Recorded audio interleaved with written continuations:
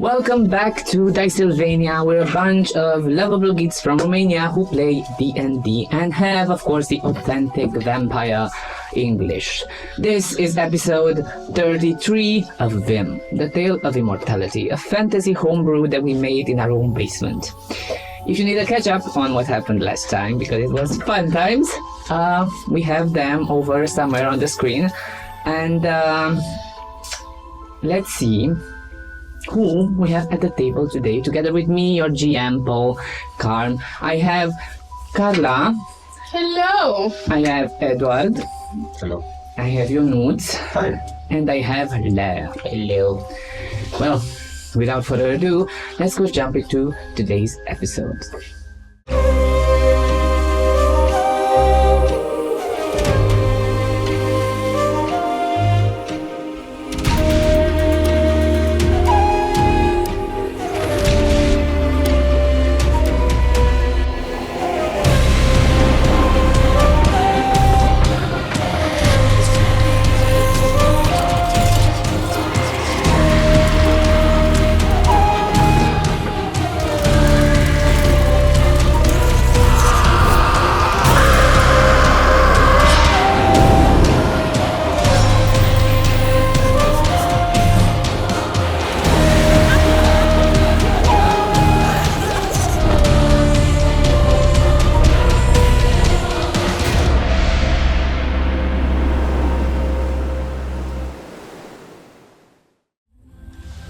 We left off and we are looking past the shoulders of our heroes. At the entrance of the cathedral, the scene below is one of utter horror. The Sabat River, once a sacred path for the departed, churns violently, its once still waters now teeming with skeletal hands, clawing their way to the surface.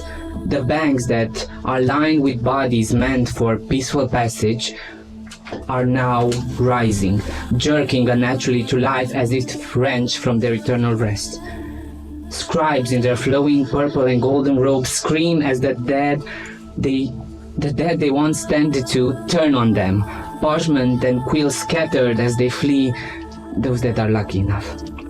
Boatmen struggling to ferry the prepared bodies are pulled into the blackened waters by skeletal figures, their cries becoming muffled beneath the river's unholy roar. Chaos consumes the scene. People scatter, some rushing to the safety of the cathedral, others frozen in despair as the dead overwhelm the city. And on the roaring river, the soft, sorrowful presence of Saturni stands. Her form ethereal and shrouded in her purple light, she gazes silently at the chaos. Though her face is veiled, her sadness is palpable, a grief that flows even deeper than the river does. Her scales are trembling in her hands, unable to tip the balance of faith. She lingers for but a moment before fading into the shadows, leaving the defenders to face the terror without her divine presence. And you are snapped, screaming everywhere. You look at the scenery and you see how people are going into the cathedral. Some are frozen, but you also see, even in these fanatic shouts and horror, you see how the authorities scramble to impose an order on the chaos. You see the unexpected tide of undead clearly through the district into disarray, and every capable hand is being pressed into service. Guards and militia move through the crowd, barking orders from the ranks. Men to the front, shields up, hold the line! Yell captains and officers, their voice trying to cut through the noise. Panic fathers are pulled to their families, gripping whatever weapons they see down and moving in front of the monsters to protect their loved ones. You see that the women and children are ushered towards the center of the main roads that lead to the other districts. Their frightened faces are illuminated only probably by the flickering torches of the defenders. And so you see a line beginning and a march begins slowly and steady that goes to the other district, to the Lang district and to the Sunrise district, the districts that might be the salvation for these people. Guards create as best they can a protective wall around the vulnerable, their shields clanging into place one with the other. You see how the elderly are carried or supported by who can, and young children that clutch their mothers, and you are there on the steps of the cathedral. What do you do? I assume we all start screaming, "Holy Mother of Saturni, what the fuck is happening?" It was my daughter and my son next to me. Give me a perception check, please. It's a 18. You start looking around to the people, that's your first thought, and that's what your vision is set upon. And you look around, you don't see them near you, but you see, hey, Karm, as you see Timmy pushed by the authorities together with Kor into the middle of one of these marches towards the Lang district. There's the moose next to me. The dog. The dog? Yes, he is next to you. I take a look at you and I say the following. These people are gonna die if we do not help them. I can save most of them. I will need you to fly me. I do not know how. Grace, you know people best and you can talk to them. You're gonna have to do the convincing. The convincing of what? The convincing that they're not gonna die because obviously this is happening. I pull out an orb that has the city inside. There's a place that they can't reach them. And I can store a lot of them here. How many people can you store in there? I'd say, given that technically this would be a city, at least the whole district. Are you sure? No. I think it's a better choice. Definitely. Good. So do I. Although it is not my nature to go against the entropic state, I will do as you ask. And I will turn into the monstrosity. You turn into the monstrosity, your form elongating, bones breaking, muscles expanding, as your form emerges there in the middle of the cathedral. Just people looking at you. They're coming from the cathedral! And panic sets more into this place as you see some guards that were preparing to safely lead the people towards one of the main roads turn to you. Stand back, Will. Come. Is that all you say? Yep, and I will extend a hand towards You see Castor. two of them just coming towards the creature that was not there before. I put myself in front of them. It is mine. Give me a persuasion check with disadvantage, please. 8. And with that, yes. For the record, Grace will try to sneak off, not to be seen in this present, and then shapeshift into something else. Okay. Give me a stealth check.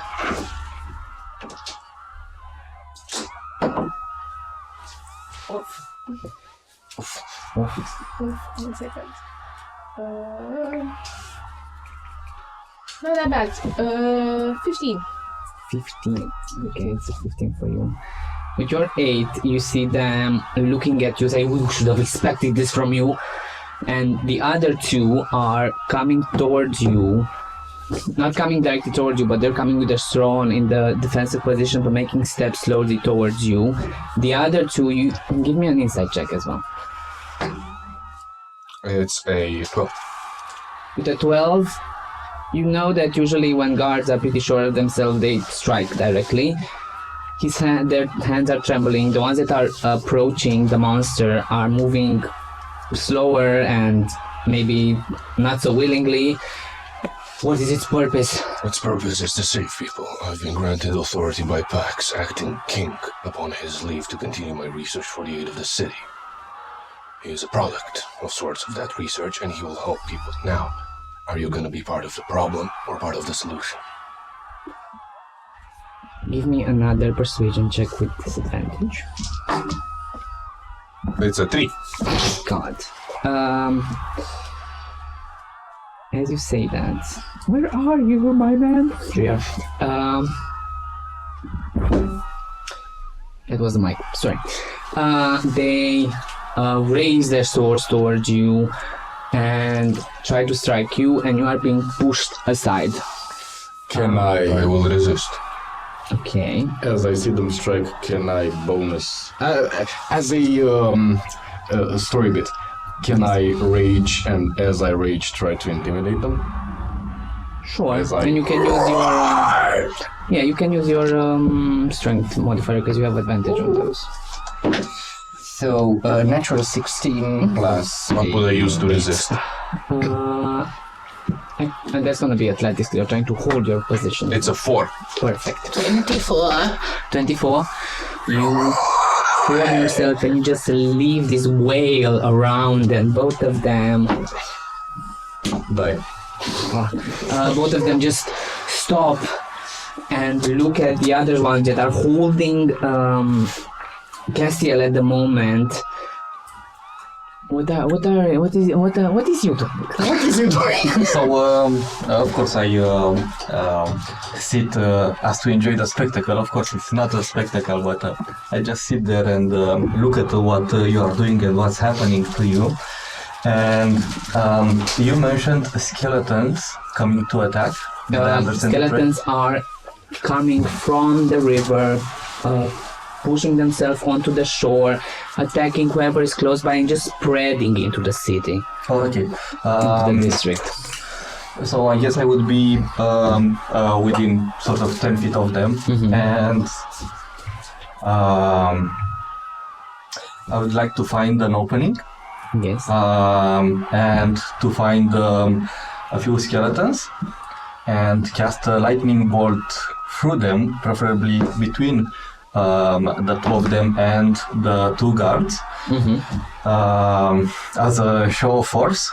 And as I fry the skeletons, I would just say, let's fight the skeletons, not each other.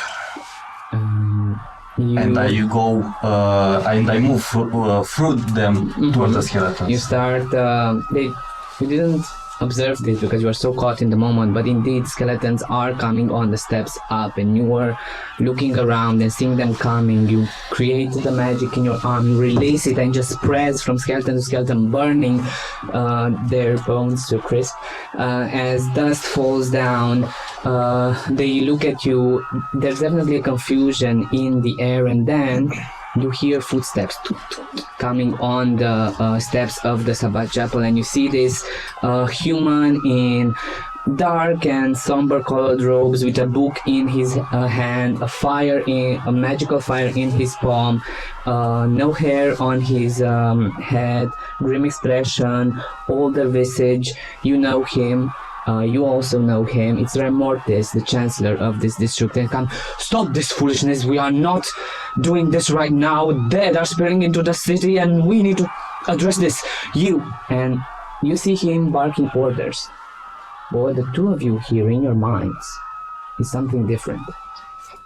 As he's talking to the guards, in your head, Castiel and Grace, you hear, I don't know what happened, or what kind of curse you or we brought upon yourselves, but I'm not letting this district make others suffer. I have a rune that will activate the quarantine protocol for the district. It will put it in a capsule of sorts, but it will keep that inside. I don't have time to wait for bureaucratics and paperwork for 1-2 days for them to accept it. I need it to happen now. This is a way for you to pay for whatever you have brought, or to save the people that the king wants you to save. The rune and tells you a side of the cathedral where he left it, also tells you that once it is started, there are going to be 2 pillars in the sermon room of the cathedral. You need to concentrate on these pillars for 15-20 seconds, and that will activate the main rune on top of the Dead Man's Tower. That's the rune you have to push final.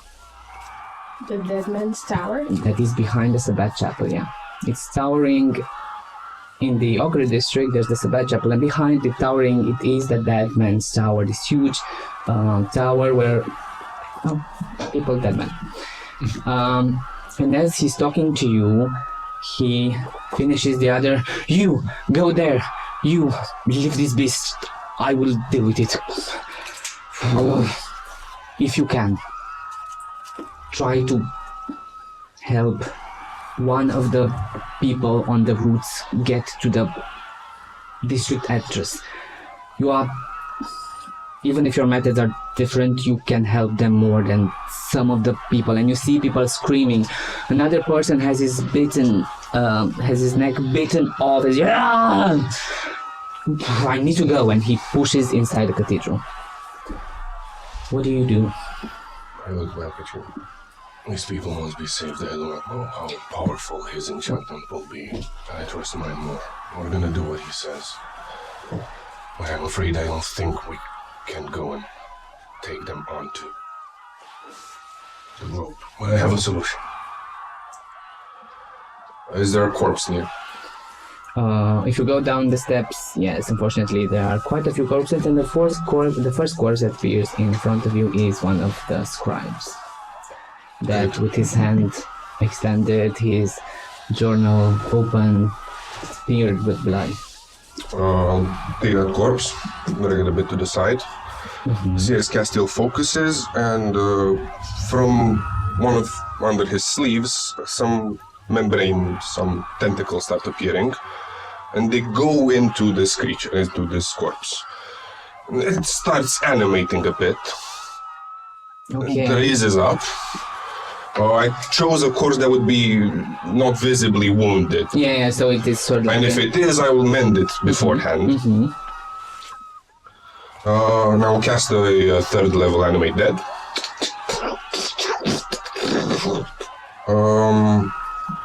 I say this will be able to help people, whilst we take care of whatever ritual this old man has in store. But it will need something to go on. And from the globe, I cast a spell, and I start pulling, first of all, a big hoof. Then with the hoof comes a head, and with the head comes the rest of the skeletal horse that is draped in something of a mantle to protect it. What the fuck, sure. Okay. Yeah. You see that as you do that, thanks to the chaos and the fact that the 30s have to focus in different directions, not all of give the necessary attention to this as maybe it should. But you send the scribe in that direction. I send the scribe on a horse.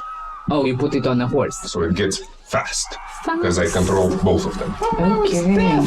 And on which road are you taking it? Are you sending it on the road towards the Lungs district, on the road towards the sunrise? I will know that Tim is the one is on the one towards the sunrise. I'll send him on the one towards the sunrise with the globe. And he can put people in the globe, including Timmy. Okay, and does the Vindro. The what? Vindro. Animate that. Are they smart? Do they keep the I'm trying to see if they keep their intelligence or what is there, because Undead? No, definitely not. no, animate that, because maybe they don't know. But you can tell it to give it to core. Core, no? Okay. Would you please kindly, sirs, give me a you give me a D6, please.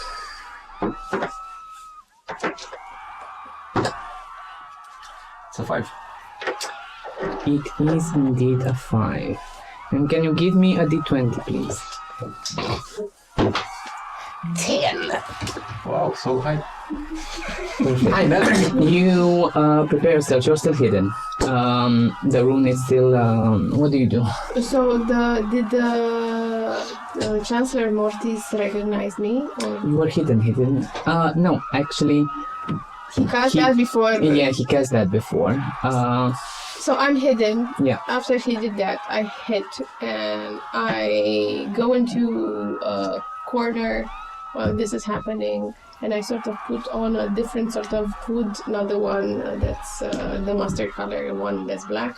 And I emerge as a bald man with a white walrus mustache who looks strong in his prime age. And I say, "Hey! You there! More shields! Let's go!" The guys look at you. What? And I start casting something to protect the guards. I cast Toll the Dead. Not Toll the Dead. Not Toll the Dead is protection from good and evil, and this gives them an advantage against the undead. How many? One? Let me see how many people I can hit with this spell. There's one willing creature. I'm gonna cast it 2 times. No, I can't. If you give me, I'll say this. If you give me 18 religion check, and you give me a 2nd level spell slot. Oh, it's so good. No, my religion is shit. But it was a 19, so it's an 18. Wow. You look at the spell, you realize the components, you have a moment where you falter because you know it's one person and there's so many, and you stop. And you hear, go.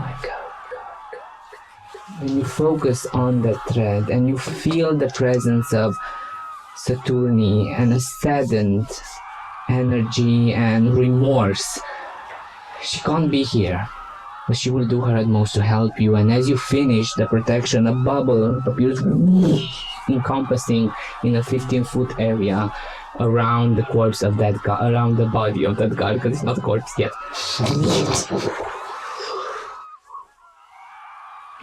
So everybody in that bubble, as I consume higher magical resource, has advantage against undead creatures.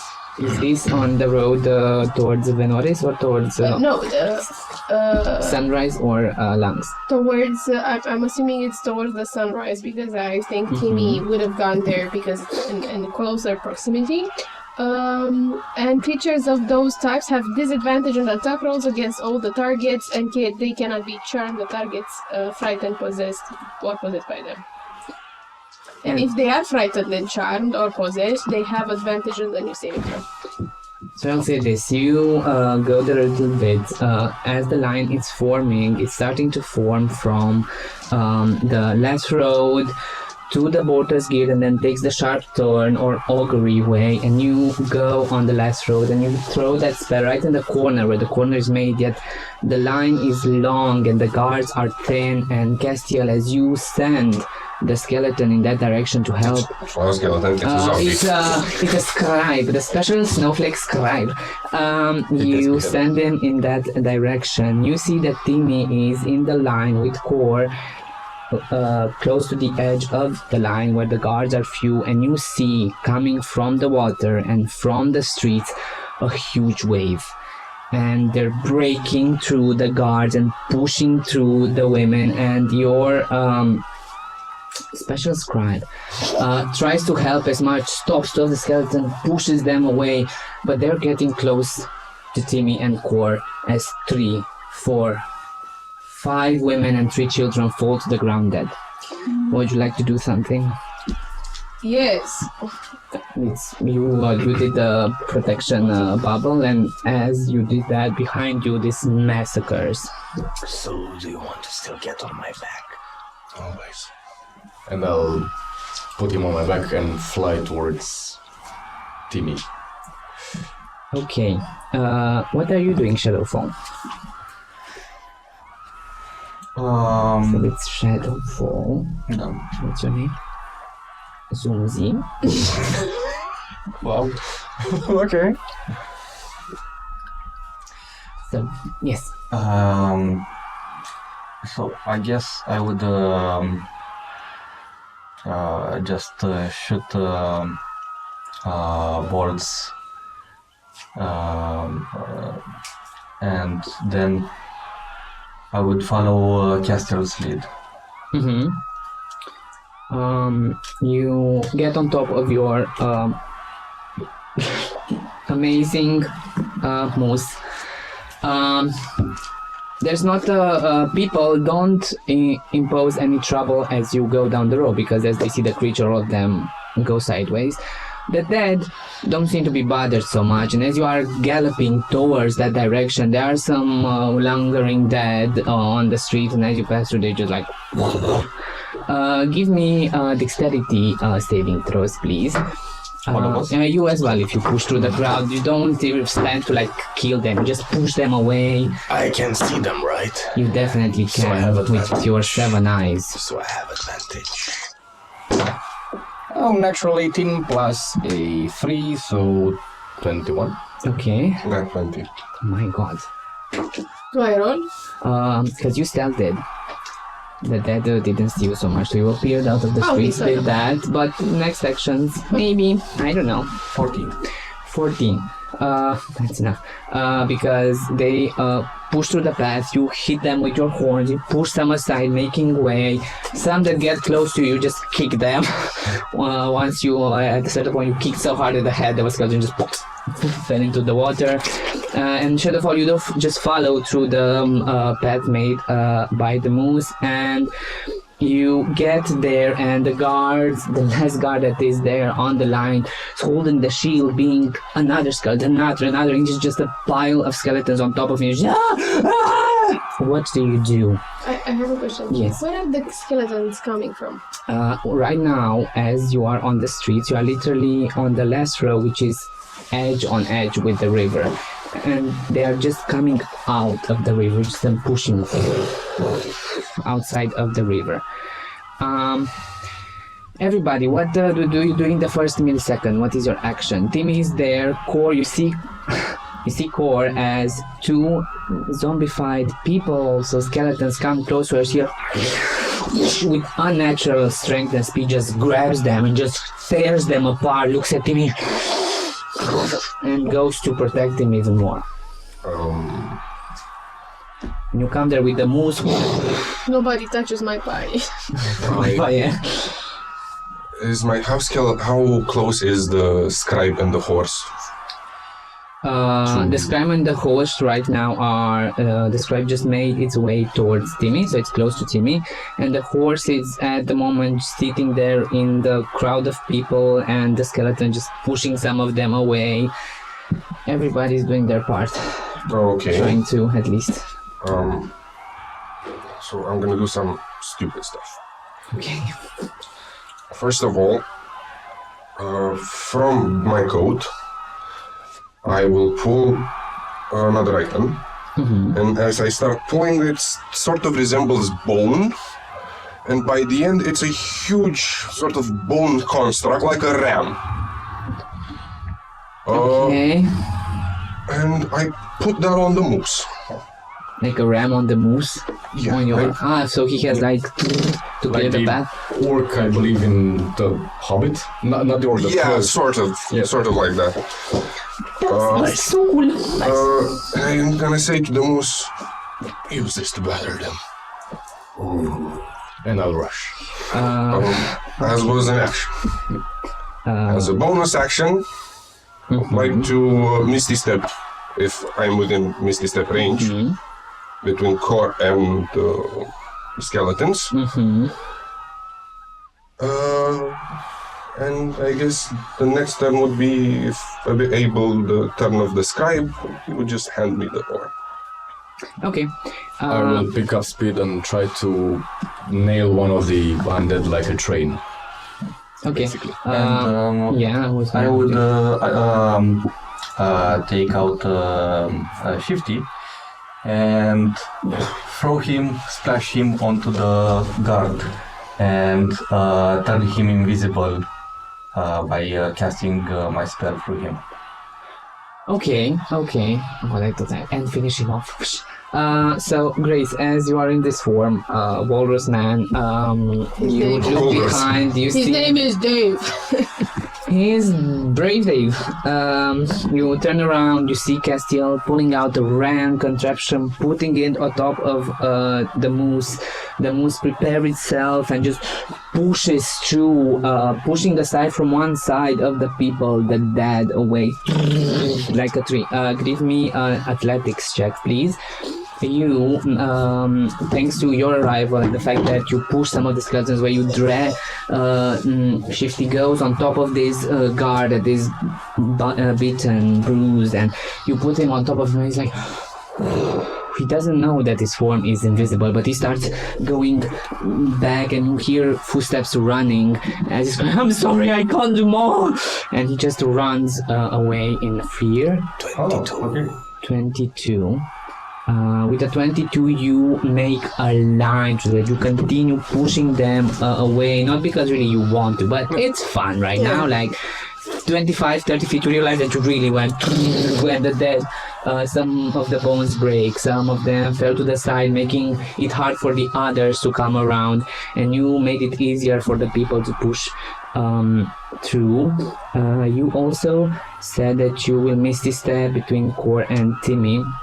You see, as you Misty Step in front of Timmy's, and just grabs onto your leg as you see Core just breaking into one of the zombified scribes that were there.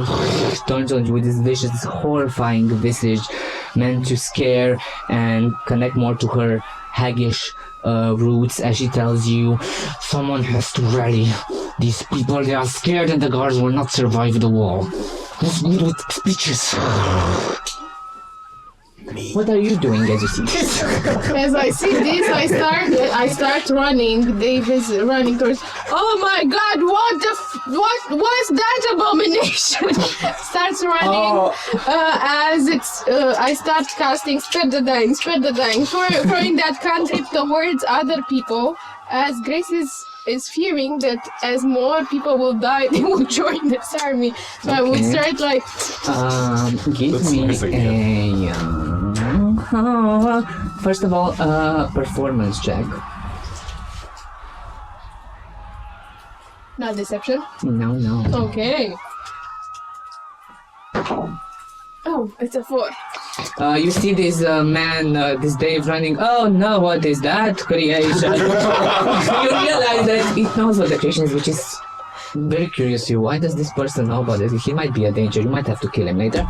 And he pushes through and he touches people that are on the ground. There's a woman that a guard tries to push away and says, you have to move. And she's grasping her child. No, she's the only one. And you go and you touch the child and it looks at you as you're running away. It doesn't even have time to thank you, but it grabs it in her arm and starts pushing with the people, and all of these moments help the line get more controlled and more able to push through. Get up! I start like touching every single dead thing. Or dying thing. Also, as you do that, give me a perception check. All of you can give me perceptions. Finally. 15. 17. 25. Oh my god. No, 20, dirty 20. 30, 20. Now with 20 and 25, as this all, everything was happening and you pushing through and helping and trying to bring an order where there's definitely a clear intent for it to be none, despite this desperation and your heads turning left to right, trying to help as much as you can. Shadowfall, maybe it's something that you have, but you see that as some of the zombified people, as you're pushing them away and as you're hitting them and helping around, you see At the corner of your eye, you see a male man that was with a fork in his with a makeshift weapon in his hand, trying to push away a zombie that pushes on and bites him, and he pushes away, and he moves, and you see him grabbing his neck, and something feels familiar. Give me a history check. Oh yes. The pandemic of 242 has come again. Oh no, it's 12. There's something familiar to it. The way that it's strange because you feel it, but it's happening to him. This infection going through him, and you see him feeling strange, grabbing his stomach, grabbing his head, looking around, panic, eyes are bulging out, and he's running in an alleyway, and you see him as he's running, step, puddle, turned into the Sabbat water. You, Grace, Brave Dave, as you are pushing through the corner where you look at the augury way, and you see that the people are getting there and they need just a little more help, and more of them will get there. You are looking around trying to see solution. You see to the side of the road the same thing. You see a woman, not a woman, an old lady that is trying to push through, and skeleton scratches her. You see her arching, and you see her eyes bulging and into water. Give me history check as well. So old women are women apparently. You will have for the next attack extra damage. Me? No. How much? 8. 8. Yeah. Oh my god, what is that? As I will try to. So we will go to the second round of intuitive milliseconds, so to say. Grace, what is your next? I will try to get this like Word of Radiance. I will try to cast Word of Radiance around. So I cast a Word of Radiance around an area, and 5 feet around them, the skeletons will have to make a Radiant saving throw.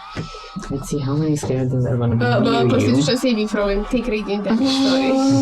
Hallelujah. 4, you see, not, let's double it. Let's be dramatic.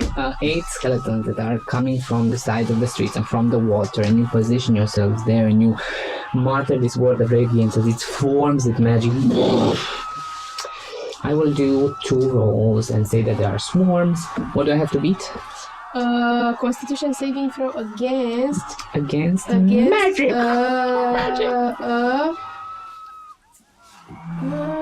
A 15.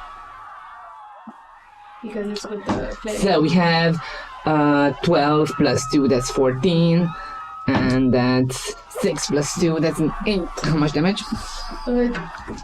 2d6, that is a 10. You mutter the Word of Radiance, and it shakes them to their core, and the skeletons that were coming towards you, their bones start to, like, the strings that were keeping them aloft fell, and the zombified version just Oh my god, what's your name? Dave! Oh, it's Brave Dave! Thank you! Give me also, please, because this is gonna help the line move closer.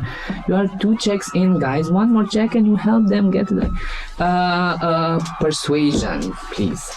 Because you are inspiring the masses, Brave Dave. I say, everybody, I know death is close, but we have to fight it! Buttons just shook. Beer really flows out majestically. Oh, this is good, 21. And you scream that, and there's a silence. Yeah, we can do this! Yeah, Brave Dave, let's push! And there's a rally of energy, and you Pax would be so proud. Not because you want to, but you are pushed with the wave closer to the entrance of the Sunrise District. As I'm being pushed, Grace remembers all those times Pax was yelling orders and being inspiring, and she was rolling her eyes because she thought it's an unnecessary skill, and she's trying to inspire everyone. Say, yes, closer, dear people, we have our own, and blah blah blah blah blah, and we hold our own. Just a second, everybody. What are the rest of you doing as she has the line is starting to move? Timmy is grabbing your feet. You must help them, Castiel. They need to get to the entrance of the Sunrise District. They will die. We can't let a lot of them die, Castiel. Can I do something stupid? No. That's my answer, but you May could I do try it. to do something? You can definitely try. How many people are around me? Like alive? Alive, not dead. What's your alive? Alive close to you. There's like 10, 2, 4, 6, 8, like 12 people. Okay. What's your spellcasting modifier? For what? Because I For have spells. The multi-class. plus. Multi-class and they're different. What's But what class are you? no, it's four. Four. Modifier is four for both Okay. of them. You have 4 temporary hit points. Because I haven't shown myself as being attacking them. I will address them. Look into my eyes, all of you. God, what are you doing? And I will use Heart of Darkness to... And what does that do for the audience? Not for Heart me, of of course. Darkness basically, if someone looks into my eyes, they will see darkness or whatever I want to see. Done to see. Okay. And if they are commoners, they will kind of not necessarily do my bidding, but they will help me in any way.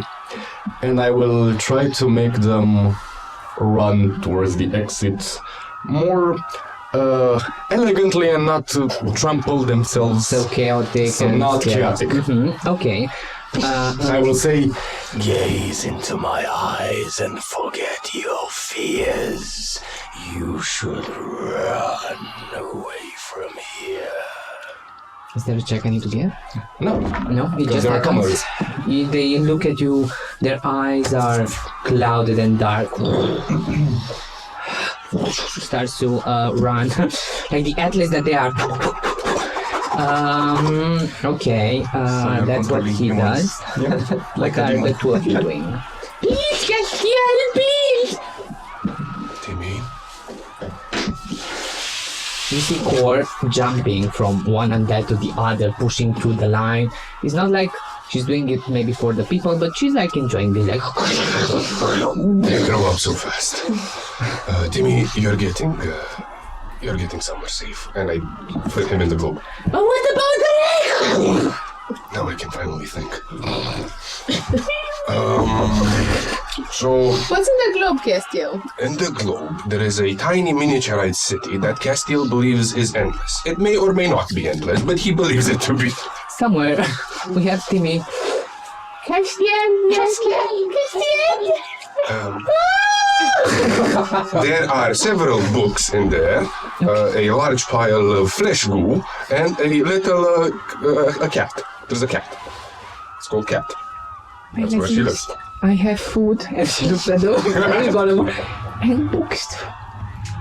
With a cat. Timmy will grow up to be such a good serial killer. Oh my god. Next one shot. Timmy's adventure in the globe. And I would like to remember, or if Castiel would know, whether these skeletons are immune to any necrotic damage. Let me ask you for a nature or a medicine. It's a medicine, and it's a 7. If they are immune, Yes, uh, at least based on prior experience, having witnessed them.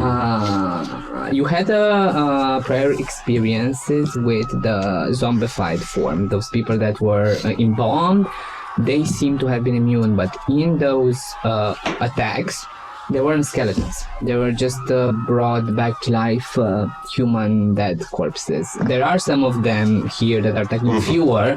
The mass of the force are skeletons, and you start seeing now pushing from the river, some of them get the bones of their fallen brethren and pluck them from their body and put them together as short bows start to very stranger to you looking, they take hair from the dead women and fellows with long hair and create arrows and start attacking from range as well. Seems to be pretty calculated force. Okay, well, I'm thoroughly impressed by this.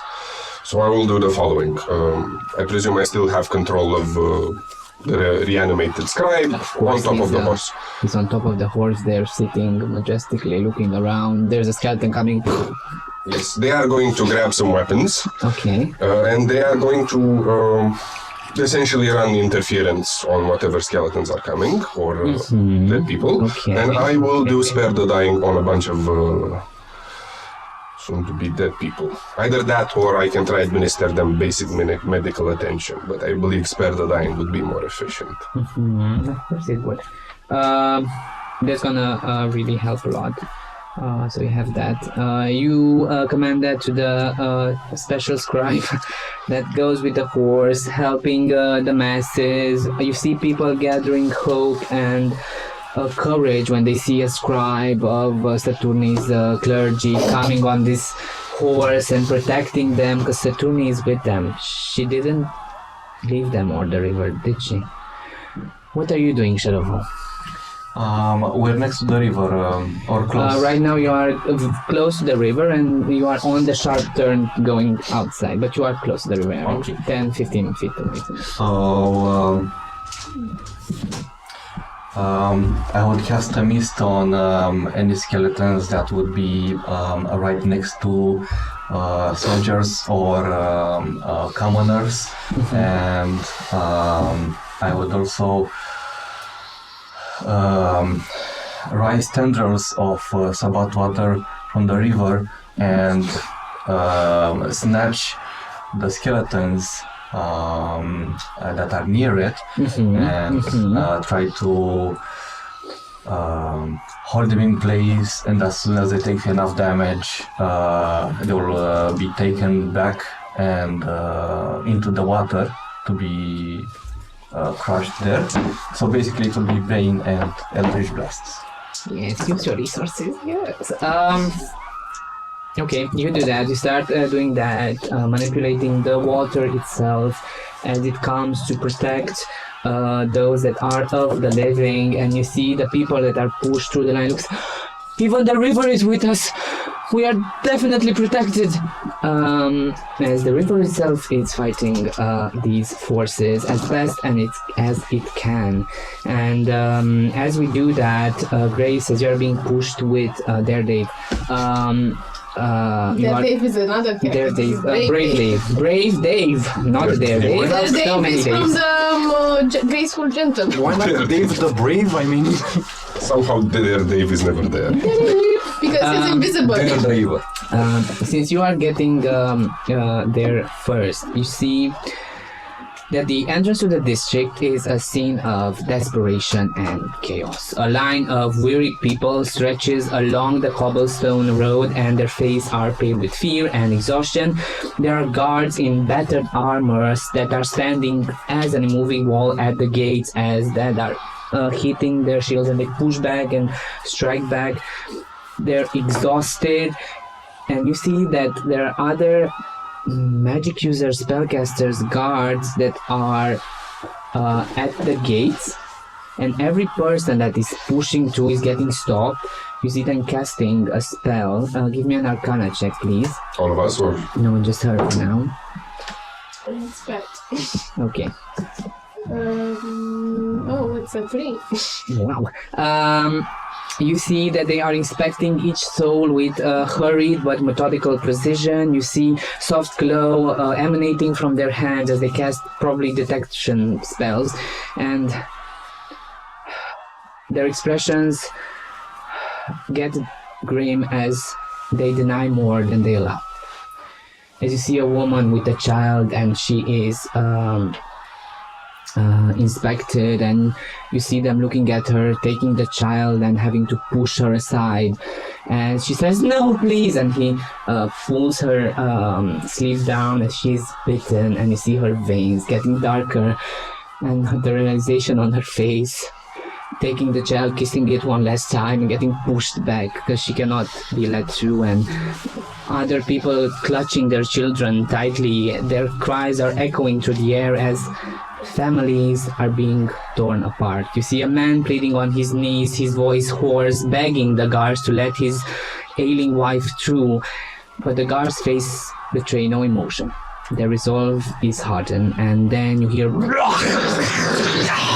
as a wave of skeletons come to try to break the wall, and this shambling horde emerges, and the few guards that are left outside raise their weapons, bracing themselves for the tide. It's chaos. Guards are retreating into the Sunrise District, maybe to be healed. Some, fewer than leave, come outside, and you see amidst the chaos, a figure stands resolute in the center of the tumult. You see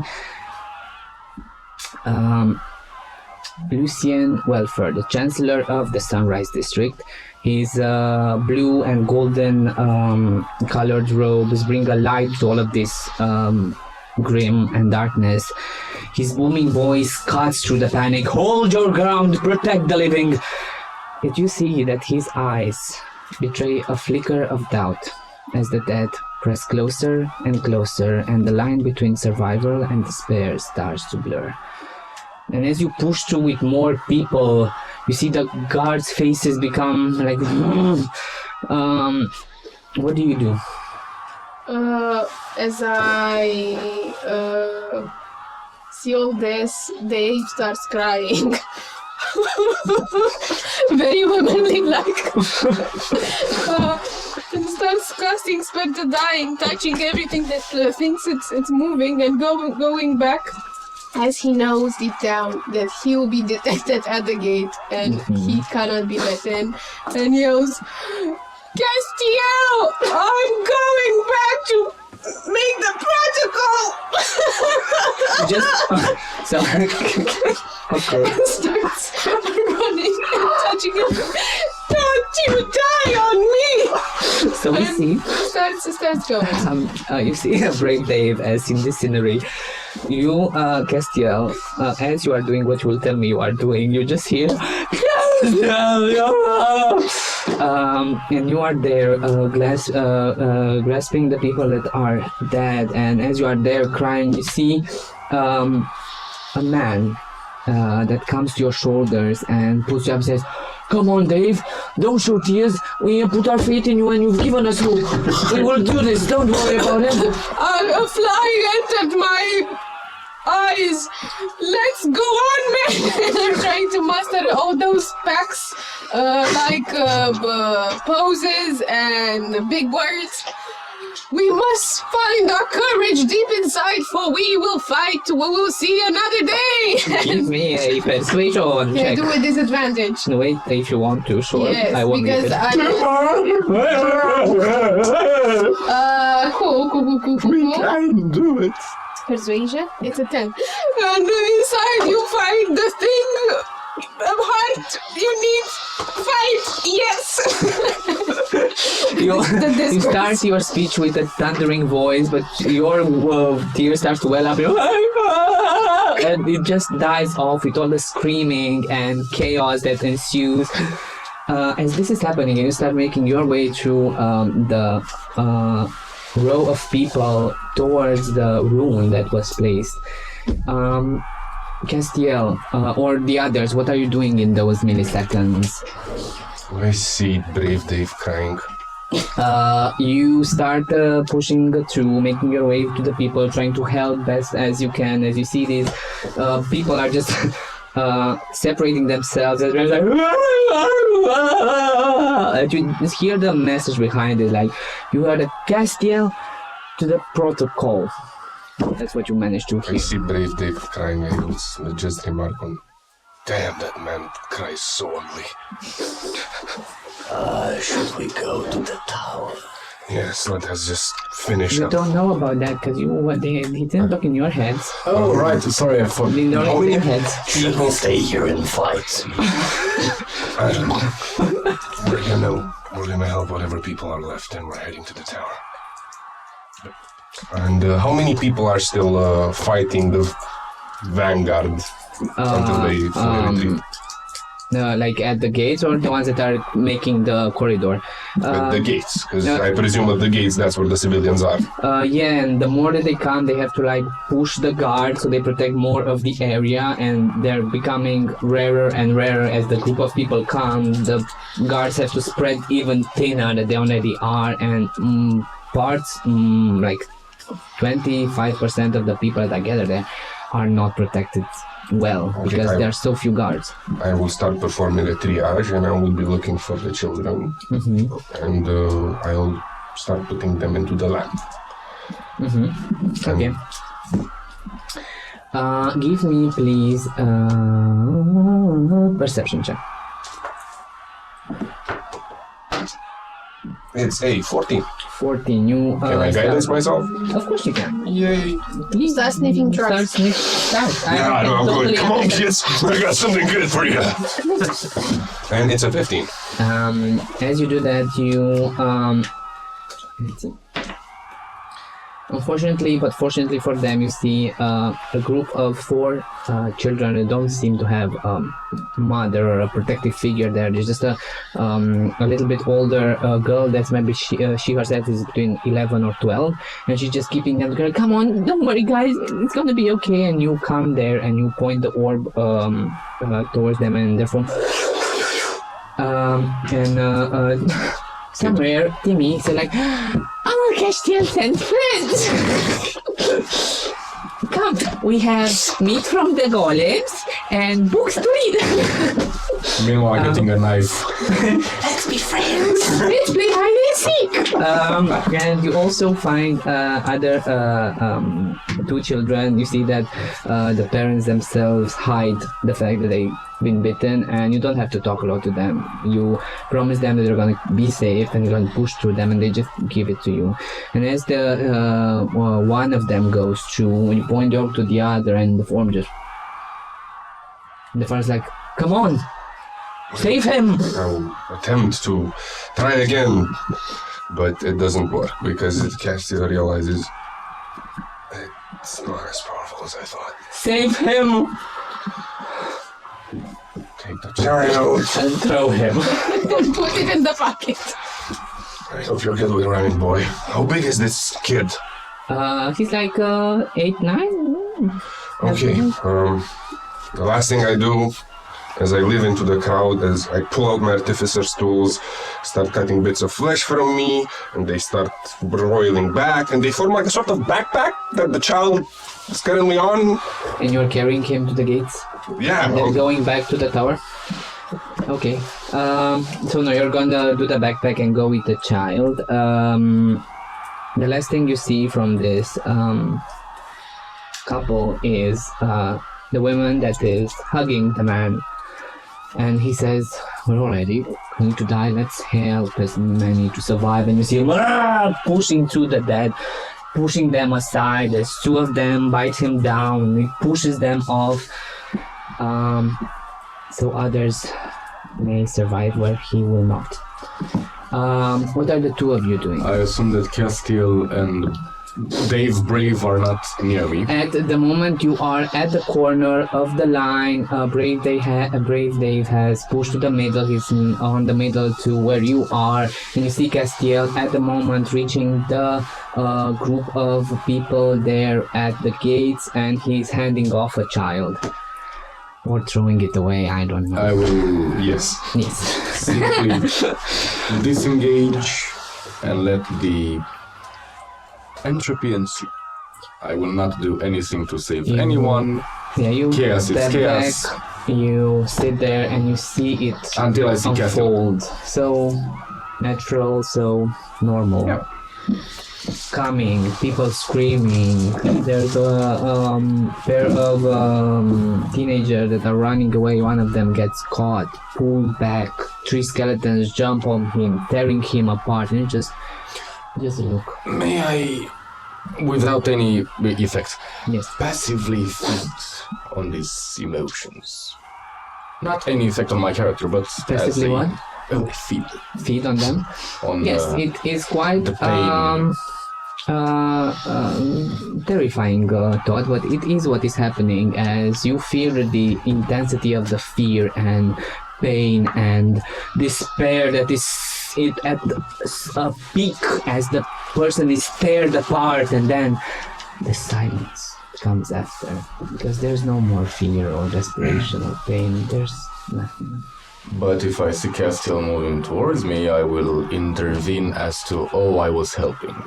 Okay, so when Castiel comes to the ground, you please give me a performance check, yes? Yes. If you roll a 4, I'm helping Castiel. I'm helping. I rolled a 15. Perfect. Shadowfall, what are you doing? So I'm glad that you mentioned despair, because I'm about to take full advantage of it. And Bane consumes despair mechanically. So I would take it in and continue casting Bane and Eldritch Blast on the skeletons. So basically just help with the fight. And if me feeding on those, if the orc, I'm not feeding, no, the orc is taking on those emotions, if it helps the people to get through this with a clearer mind, then that's all for the better. You do that, and you continuously dance with the water of the Sabbath and protect the people, and continue using this energy, this spell, with just such fluidity and naturalness, and just like a river flow of water that continuously dances, and whatever hardship or outcome, in time it will pass over it. You will not consume any spell slot for the Bane. Even when you cast it initially, the Bane is free. Because you are right now in this trance, you are protecting, and you are on the flow. Great. I'm enjoying this. You are. You didn't have a lot of time to do this too often or too much, but right now there's a good opportunity to do that. So, as we're coming to another interesting time of our day, our brave Dave is cleaning his tears and pushing through the people. You just left the child and move back towards the tower as the guards say, "What is this backpack? Why is it falling apart? Oh my god, is this and you make your way there. What do you do? Are we all of us together? I will say, for the intents and purposes of it, you managed to gather together at where I want, at the Boaters Guild that is right on the edge, and you need just to follow the last road towards the Sabbath. It will take you like 2 or 3 minutes, where you see Shadowfall continuously extending his arms towards the Sabbath River that creates tentacles that grasp the undead and throws them in another, and from another arm, shadow or tendrils. It's purple, it's drapey, it's like a material goes towards the undead, grasping them, making them weaker, so the wave just... He's just there concentrating. And you see Zumzi, just as you come in contact with him, you see him...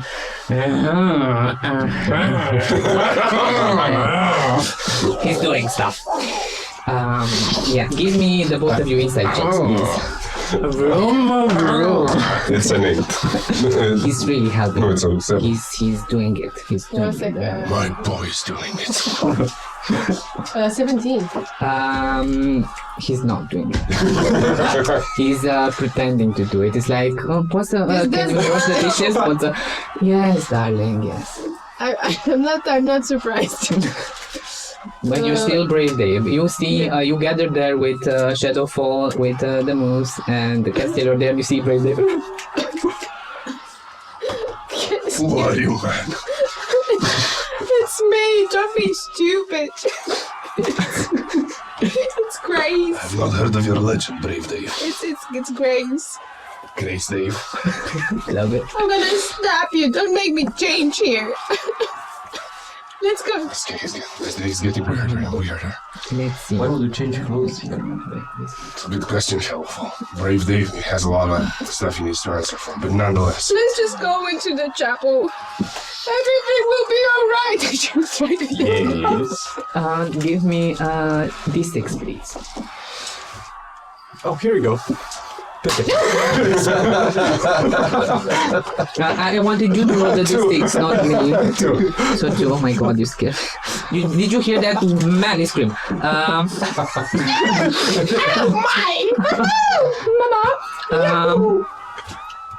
Wow, this is actually good for you. I'm known to roll good. Well, good for you if you If you are me.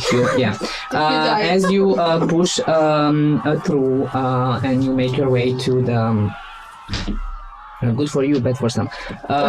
Make your way to the chapel. You see merchant draped in gold and expensive robes that is literally trying to pull a cart of goods probably, and dad just comes jumping on the cart and he doesn't let go of the cart, and you see him pushing it, telling, "Let off my cart!" and they are beating him and breaking him apart, going to the cart, breaking it, destroying it, and then going to the other people. Can you all give me please a group investigation check? Okay, I'm decently good at that. I'm decently bad. Meh. It's a 24. It's a 2. 15. Okay, so we have a 24, 2, 11. 15, and an 11. Times 4 equals 13. Great. You see the card and you feel bad for the merchant and his goods, probably not. But you see an opportunity as well, and you go to see if there is anything that survives. And between very expensive drapes and dresses and rags, you manage to also find 2 potions of healing. Oh. 2 simple healing potions. Only if you want to. I'm not condoning it. Do we happen to see any bags of flour? Hopefully a lot of them. Do you have a bakery? No, but we can use it for stuff. Let's see, a luck roll of 13. No. Oh, damn it. A lot, yeah, you don't. And you push through, and you remember that you have to get the rune. You have to take it to the altar, activate the 2 runes, and maintain concentration on them for 15-20 seconds. Then the rune on the dead man's tower can be accessed, not before. Why am I reiterating that? Because it's important. I forgot. We take this opportunity to share this with the monsters. Yeah. No, we need to do this. We need to do.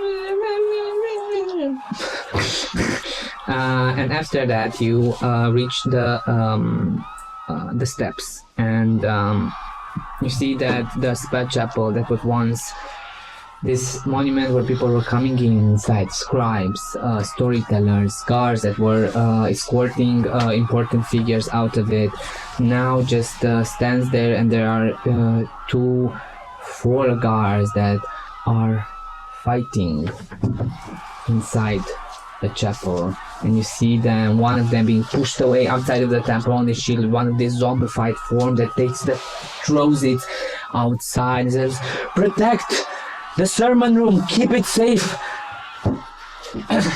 Rem asked us of this. They will come. They have to come." And this is what you see as you go to the entrance of the chapel. And as you enter the chapel, which is this holy place, you see bodies of scribes and assistants of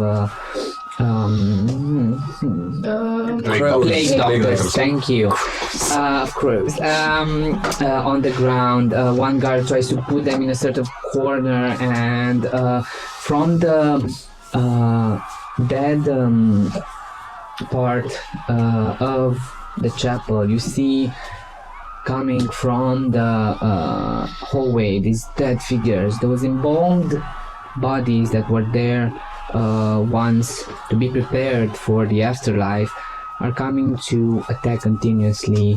And you are there in the hallway, and you see the guard saying, "You get to the sermon room, we will try to keep it as safe for you as we can." And you see, as he is saying this, one of the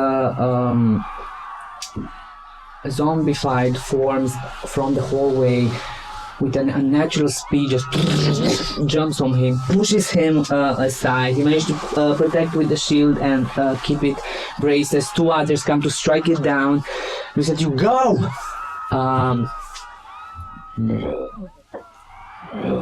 Castiel, as you are in the middle of the hallway, you turn your head and you see one zombified form, the second, and between them you see that face that told you so many times what a big fool you were. Clement just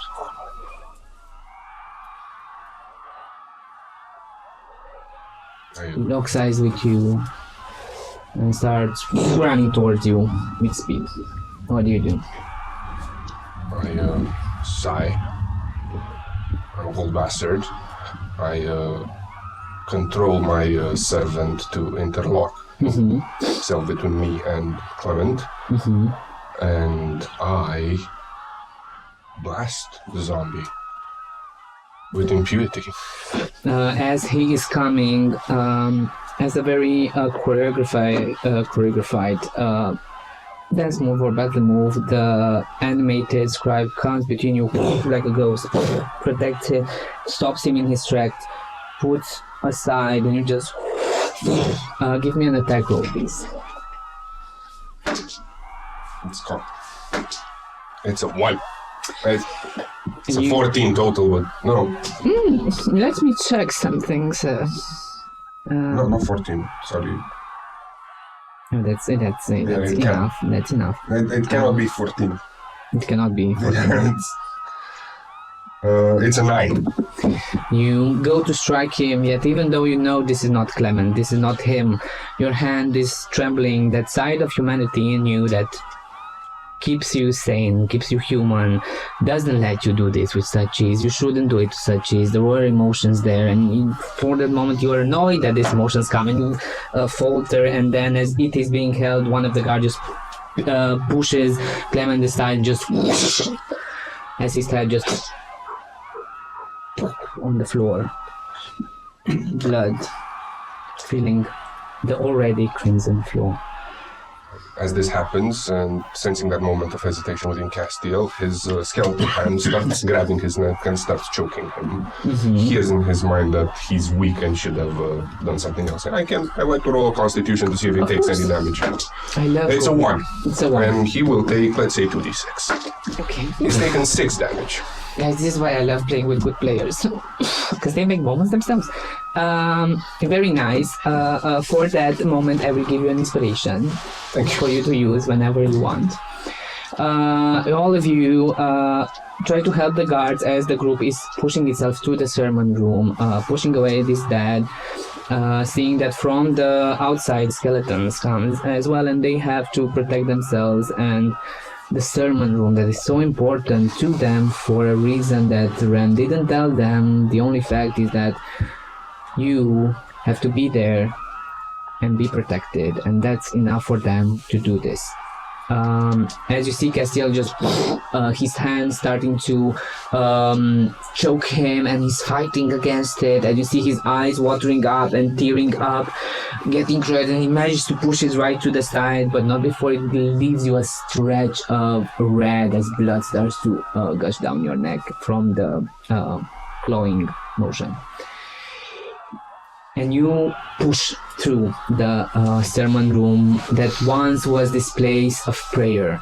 of holy and mourning processes. You see at the end of it this great mosaic glass dome high up into the sky of Saturni that creates the Sabbath water from her great urn that flows down from the mosaic, and then you see that the floor itself continues this beautiful art as in the tiles in the ground there are these mosaics of purple and gold that go all throughout the sermon room, and you see pushing through, you hear the screams of battle, you hear the guards screaming, and I will, of course you went and took the rune, of course they did that. With the rune you go and you see that there is a slot at the altar where the prayer book is held, and you slide it in and you see energies together with whispers start to flow down into the floor where there are these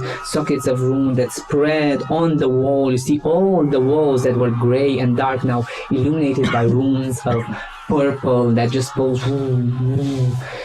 and two of the pillars that were usually seen as statues to pray upon, this simple some followers would say that they were just old pillars kept because of antics, but they start glowing purple, strong. And Castiel, Grace, you go at these stone pillars and concentrate your energies on them, and you see that they can be attuned, but you need to concentrate on that, as of course, as life would has it, not everything is simple. As you hear, there are too many, they're coming, protect as much as you can, as you and as you are doing this, you hear from the door the dead are spilling and they want to stop you. Will they do it? I don't know. Let's find out after the break, guys. See you there. Yes.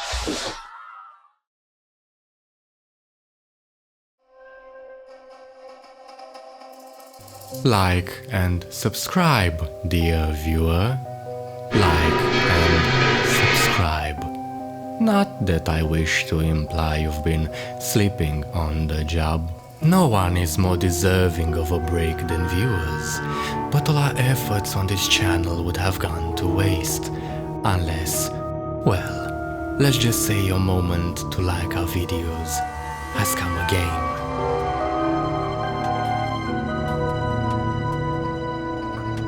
The right viewer in the right place can make all the difference in the world.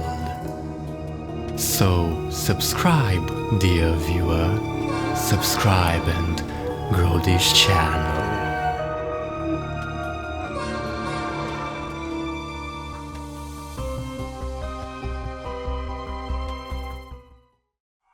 Welcome back.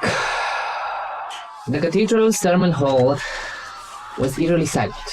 The air is thick with the scent of wax and stone wax. The pillars hum softly with arcane energy as the ritual begins. A faint glow pulsating from their bases all around you. Shadows starts dancing along the towering halls, cast by the flickering light of this purple energy. Then you hear it, the lone, bone-chilling clattering of bones that echo through the corridor, together with the slashing of sword, hitting of metal, armor moving, and then the first figures appear, their hollow sockets glowing with a natural light, their broken, twisted weapons scrape against the marble walls, and the unholy symphony of death draws nearer. You tighten your grip on your weapons and you steady your breath. You can feel the weight of the task you have ahead of you, yet you must do it. You exchange last glances, and with it you carry a silent resolve. The first wave surges in a chaotic tide of rattling bones and glowing hands, their vacant eyes fixed on the party, and some on the stones. And the room erupts in battle. The sacred hall now transforms into this war zone. As I will ask you for initiative, please. Initiative! 18. 12. 17. 15. So many teens. 15 Such a bad point. for shadow form. But you So we have Grace with 18, Moose with 17, Shadow with 15, and you with 13? Yes. 12. 12, even better. 12 is not 13 yet. No, 12 is not a team yet. And you connect with the stones, Grace and Castiel, and you feel the energy surging. And then, at a certain point, as you concentrate on these runes that travel throughout the rock, you feel that it reaches a point of nodule of magic that pushes away a feedback. And you feel the strange presence like that when you were in the Echo Room. Everybody that was part of the Echo Trial in one way or another will receive 8 temporary hit points right now. That doesn't stack with the other one. Was that No. the one from the Supersedes. previous session? Is that correct? Yes, yes. How many again?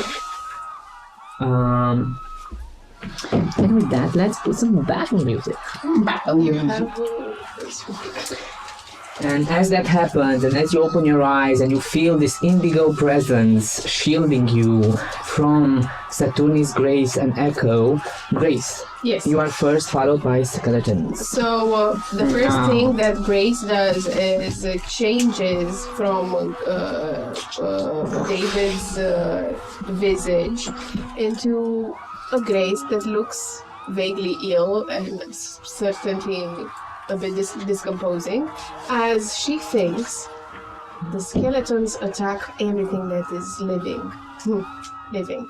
Maybe I should pretend to be dead. And with that, I also cast Feign Death. And I do not have a pulse for 1 hour, and I sort of seem catatonic, indistinguishable from death. So you just fall to the ground, but you're like with a hand close to the but let stone me pillar. see Like, if I can cast on the... I don't think you'll be able to move if you do that. The You spell you see an action dead to the outward inspection and to the spell used to determine the target statues. The target is blinded and incapacitated. Ah, okay. Never mind then. I will probably not. don't want to do that. I'm not gonna do that. I'm just No gonna worries. shift into something that looks a bit deadlier. And I will summon. It's a. I will.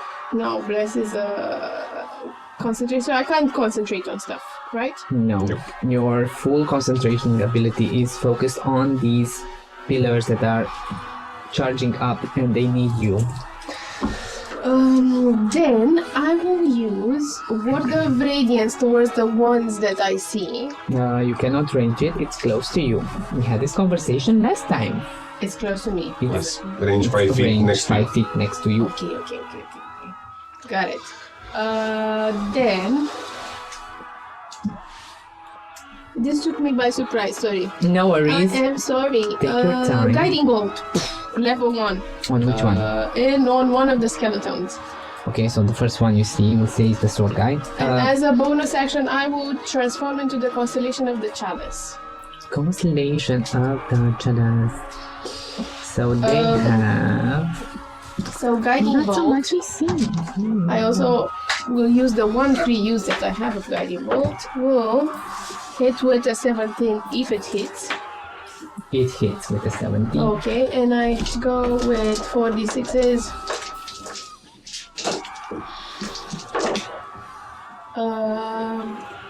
It's a whole bunch of damage. 17. 17. Yes, 17. radiant damage. And the You- next attack roll made against this target will have advantage. It would have advantage, and you concentrate on the stone, and you create this magic in your hand, and you push it as it travels, hitting the skeleton. It's dissipated into nothingness. That your turn, Grace? Yes, this is my turn. I'm on my feet, guys. Get ready. Following that, That was a sword type. Yes, it was. So this one is gone. Next up is the skeletons, and after the skeletons is gonna be the moose.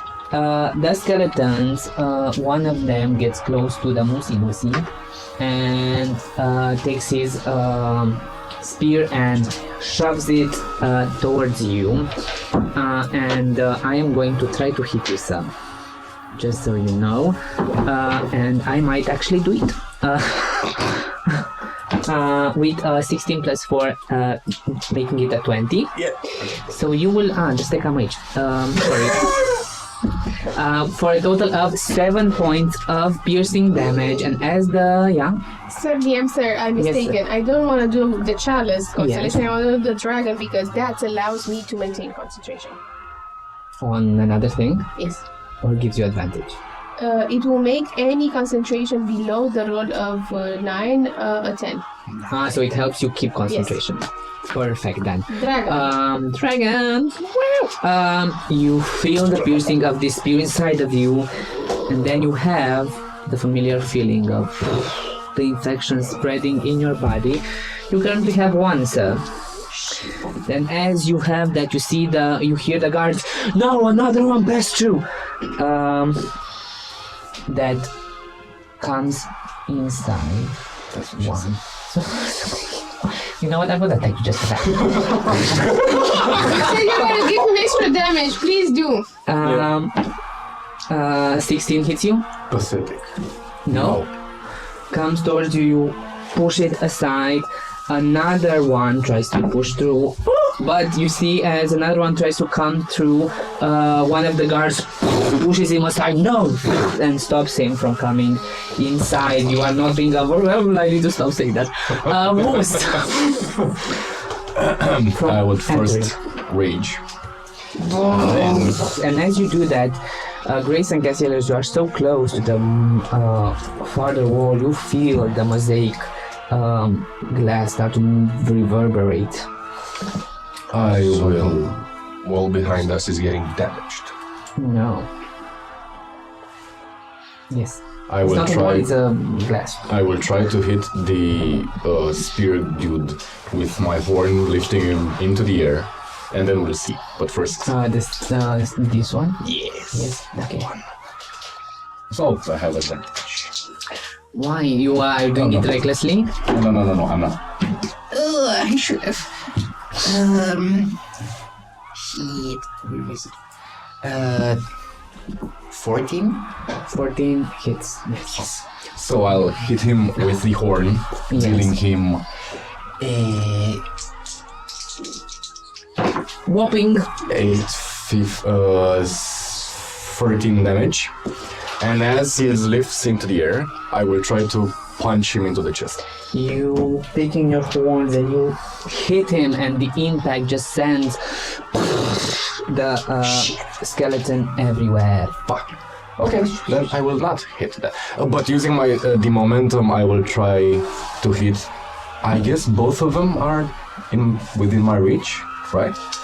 The one on my left and the one in my Yes, okay. they're going into your reach. I will hit the one on my left, the one that's next to Shadowfell.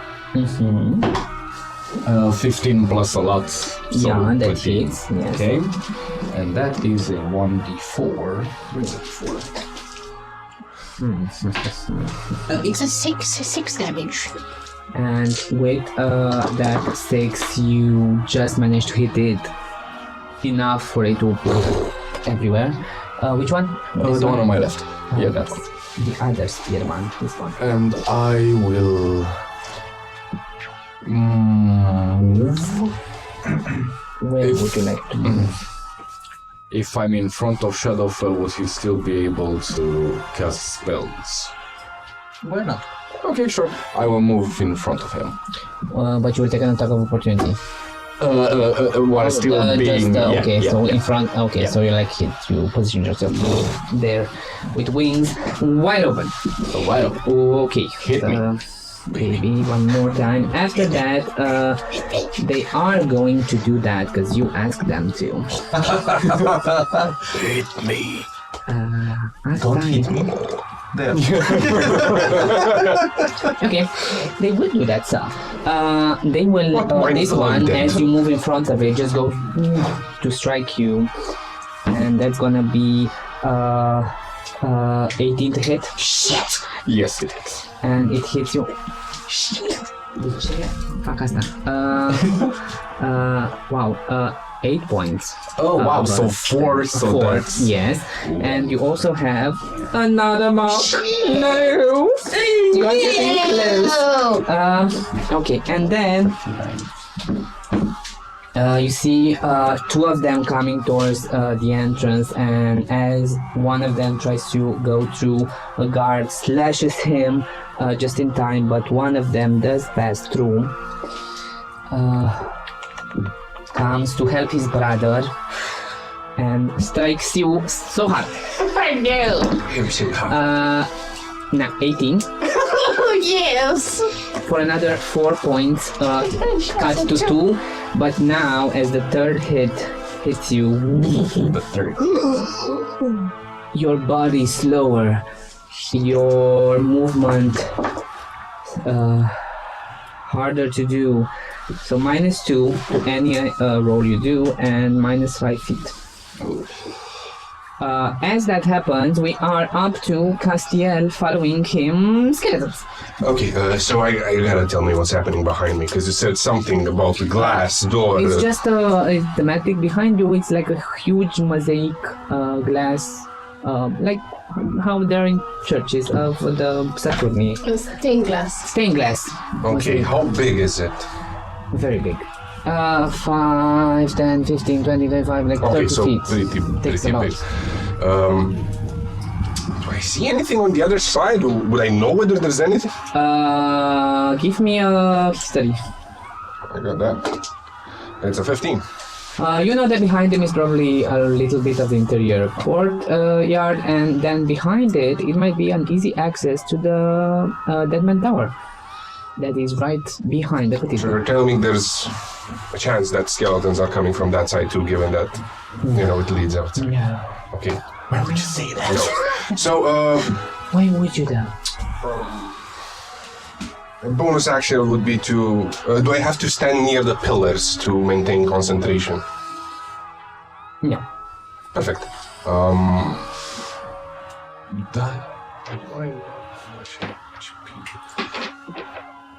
Okay.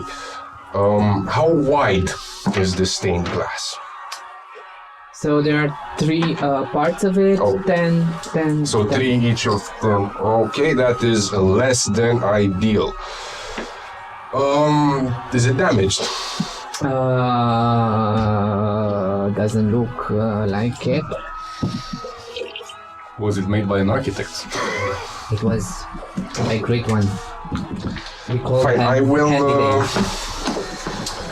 put the skeleton, the zombie that I have behind me.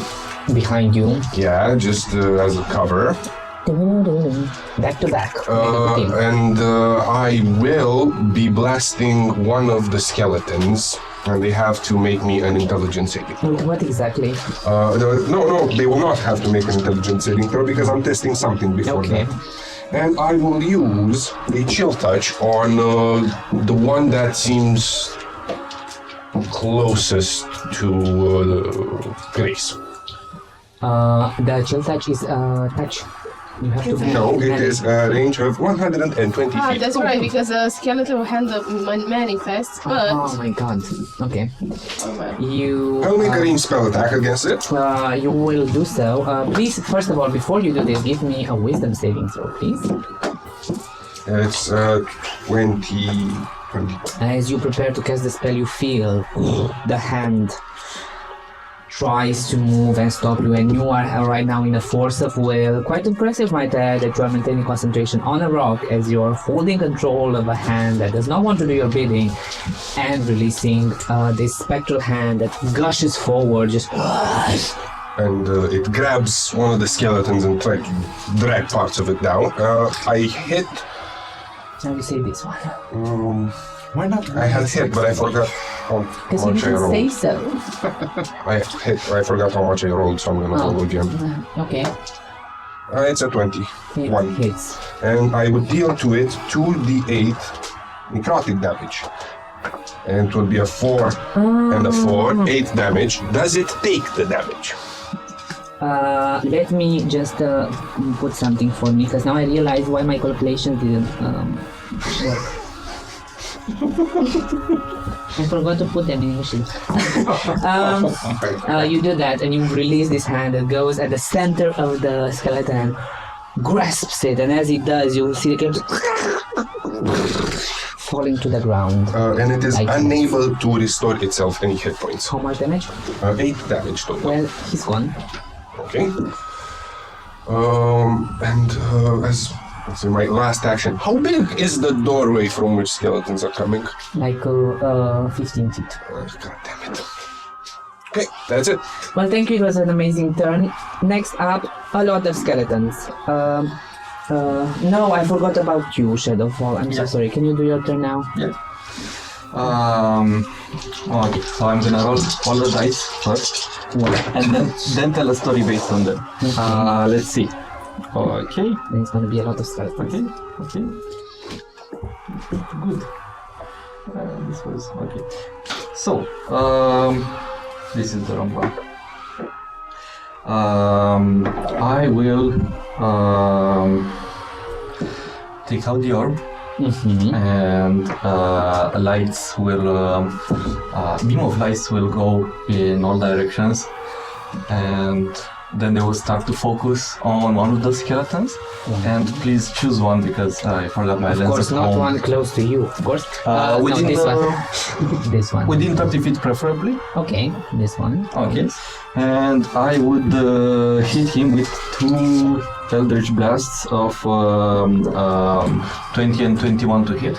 Maybe. Let's see how much damage the first one does, because maybe you can redirect it in another direction. Okay, so let's see, which one would be first? Let's see, this one, it would be 10 damage, 10 force damage. You raise one of your hands, your heavy fabric langs down, releasing this force that just, like a bowling ball, just goes anywhere. Okay. The other one, you can direct it at the next one. And as the second beam goes towards the same skeleton, it changes direction midway, hits another. Yeah. For so this one would be the 30 20 to hit, Yeah. and it would be 13 force damage. You raise both of your hands, this force magic just moves and just breaks the skeleton, shattering the bones everywhere. Oh, okay.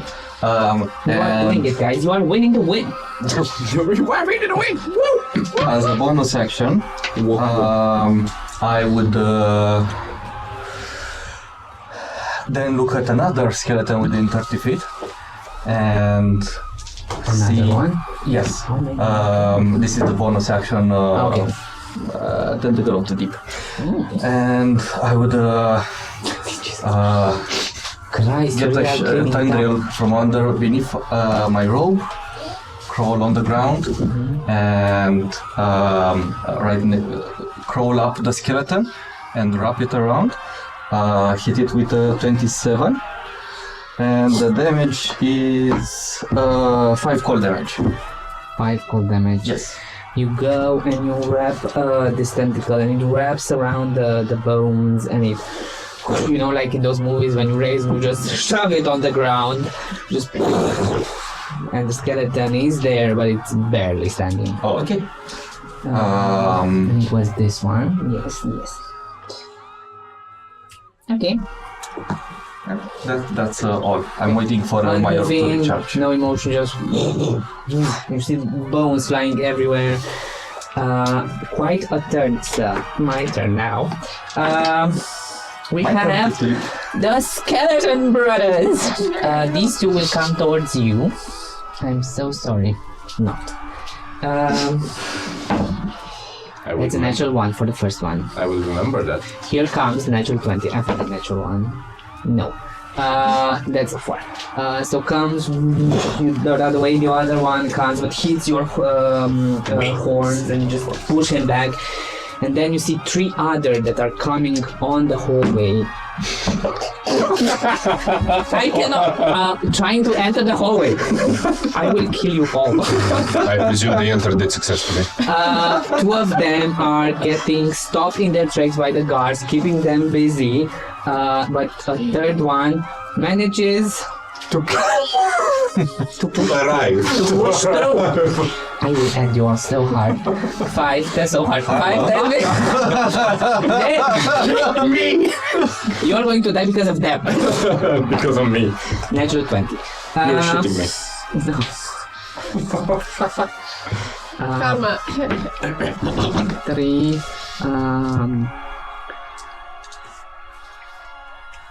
11 points of So 7. No, 6. 7. Let's wait for 7, right? Okay, 7. Let's Whatever you say. And you have another mark. How many do you have so far? 4? I don't know, 4. Yeah. Yeah, 4, boy. And then you see they can't stop this wave because they are busy, all of the guards, and you see other 4 skeletons just pushing through the hallway. No, actually there are going to be 2. Another one comes. Oh my god. They coming. You are in so much danger, guys. I'm telling you, you should be scared. 19. Yep. 5 points, cut to 3. Okay. It's okay, the tank is tanking, everything is going according to plan.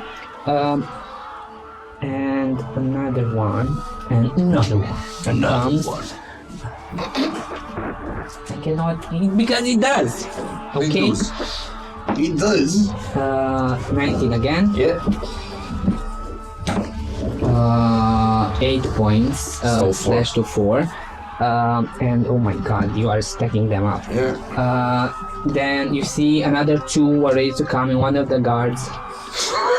One of the guards managed to push away one of the skeletons and goes and literally Ruby tackles the skeletons to not enter the building, but one does manage to push through. What am I? Give me alternatives. I say just go with it. 20, 25. Take the jokes. Now I'm That's the only gonna way. apply some pressure to you now as well.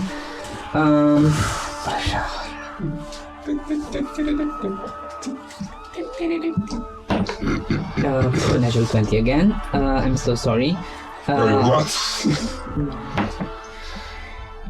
Okay. 15 points of bludgeoning damage. It hits specifically hard. 15 points of damage. Okay. And you see him approaching you, hitting you, and you feel the infection. Give me a medicine. And roll me a 13 or over.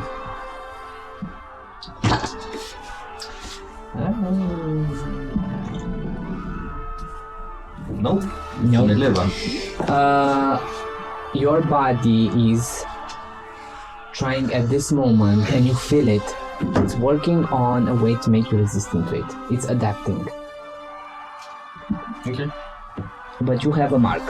At 3 marks, it's not happy. But guys, you do this. You hold the line. Spells are flying all over. The guards are maintaining as much of a thin number of them as they can. As you hear, no, no, as you hear the guttural yell of pain, as you hear armor cracking, and with that you see pushing through the hallway. One. You see pushing through the hallway these figures. This spectral-like made out of shadow, staying in the back, positioning themselves, and you see that their visions are focused on Castiel and on Grace. And of course, as luck would have it, the both of you here, behind you, as skeletons start to push through from this area. Oh. But before that happens, Do you all hear that? all of you turn your heads and you see the beautiful mosaic window. However, the glass stained window is broken and shattered and just like, and you see skeleton just pushing through at the moment. But before that, on top of the round we have one shadow, and this shadow will do the following. It will extend his arm, grab a part of the shadow, forming something very thin and long like a needle, and throws it toward Grace, trying to hit her hard. With an 8 plus 5, 13. Does Which that... shadow? This one. From a distance? Yes, they are 13 doesn't ranged. Doesn't hit. She You see, dodges you fast. dodge out of the way and you see it disappear. You are definitely the focus of these targets. Grace, as you maintain your concentration and you cast Yell on the glowing rocks, you feel another nodule being enveloped in the spell and the feedback. Everybody that was in the Echo trial can receive either +1 to their armor class or advantage on Constitution saving throws, whichever they prefer. +1. Advantage. Let's go. Was expecting that. And as that happened, Grace, what do you do? Followed by more skeletons. Okay. I would like to do the following thing. Is the crack on the stained glass larger than 1 foot in any dimension? I'm trying to assist if mending would mend the broken thingy. You wouldn't have enough time. I mean, if they don't push through continuously, yes, you would have time, but in those seconds, no. So it's a no.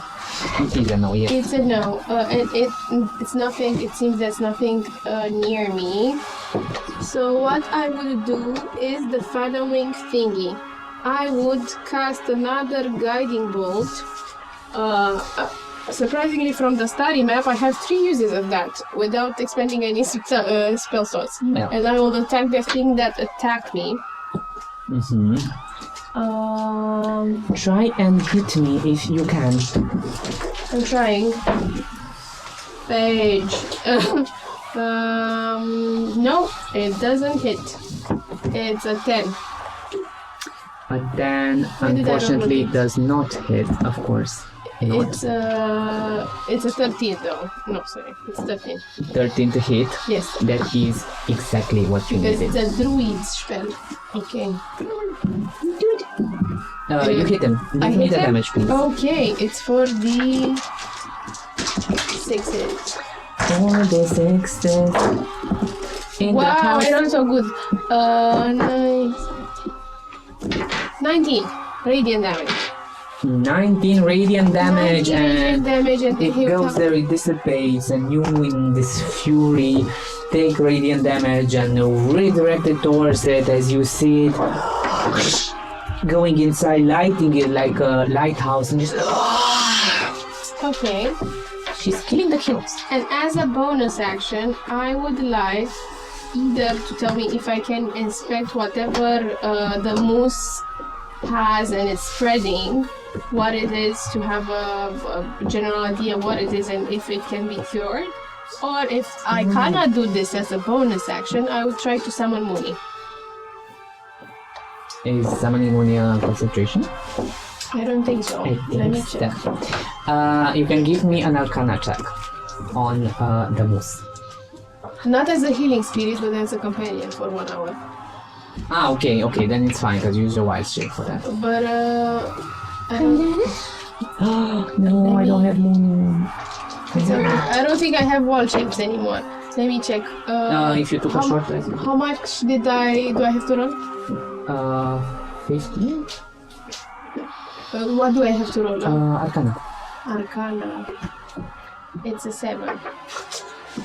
Yeah, you see his form that was pretty white and sinister becoming even more decayed if it is possible. And bloodied. And bloodied. He's taking the hits for you guys.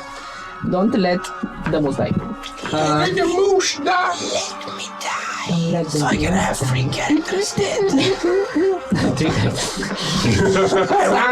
I will get a reward. I think at 3 characters we are banned from VIM. So we're both working a team like it. But the DM told me 3 character max, then you're out. So it's like in bingo. So you summon. Okay, this is it. I can't. No, you I don't have can't. any more wild shapes. That's your turn. Yes, I assume it is. Then let's do it like that. 1, 2, 3, 4, 5, 6. 1, 1. You see through the broken window, coming back. Again. Coming back inside You them. see the skeletons coming towards you, and one of them focusing your scrap. And one will try to attack you, Castian. He can attack me. With 8. He is a Definitely bitch. does not mean. And for the other one, it is 12. He hits my zombie. Did we get a short range between the last session and this one? No. No. So I don't have any more wild shapes. Never mind. So how much damage does he give to my he will poor give it Mr. all, Scribe? 6. 6 damage to 6 Mr. damage Scribe. to Mr. Scribe, and 2 people are back in the fight. I'm really impressed of how well I have organized it. I would like to tell you. Then we have Mr. Moose followed by Shadowfall. Mr. Moose. If I disengage and flee. You are going to be a bitch. Aside from that. So I don't want to be a bitch. Yeah. Lair, Be a don't bitch, die. be a bitch, please be a bitch. You Beyond see that. that I'm bleeding profusely. So you are bloodied? I'm Disengage and bloodied. come to the healer. But I'm not a bitch, so You know you can move from there, right? You can get closer. To I can't move. You said I would wait. have No, to you keep can, it you can, you can. on the. Sorry, I didn't. You can. We can re. It's we can fine. re. It's fine. seeing how You have to move at least. Closer. So, Sorry. seeing how these skeletons have low HP, may I try to grab one Swallow it. and not swallow it? That's what she said. I will try to bang one skeleton, all skeletons with one skeleton. Banging all skeletons with yeah. one skeleton. One That's a bone way for to get every that bone, done. like a whirlwind, like a The theme of whirlwind. today's campaign. Okay. Binding We'll bolts. do it like this. It's gonna be a grapple check from 10 you. and 6. If that is successful, you will take the skeleton and move it around, all around you. Yes. They will give dexterity saving throws. If they pass the check, they will receive 1d6 plus 3 damage. Okay. Do I have advantage? Are you recklessly doing it? Sure. Okay, thank you. And I have a -2. You the have a rolls. -2, that's true. Oh, and also, as you started your turn, you feel the infection starting to die out a little bit. Okay. What's the worst that can happen? Nothing. A 17 and a 17. Okay, -2, that's 15. Plus my strength, right? Yes. It Probably should a 20. be an 8. So 20. Okay, Whatever. yeah. You take it in your horns and you start. The one that is in your. hands from my torso? Of course, you can.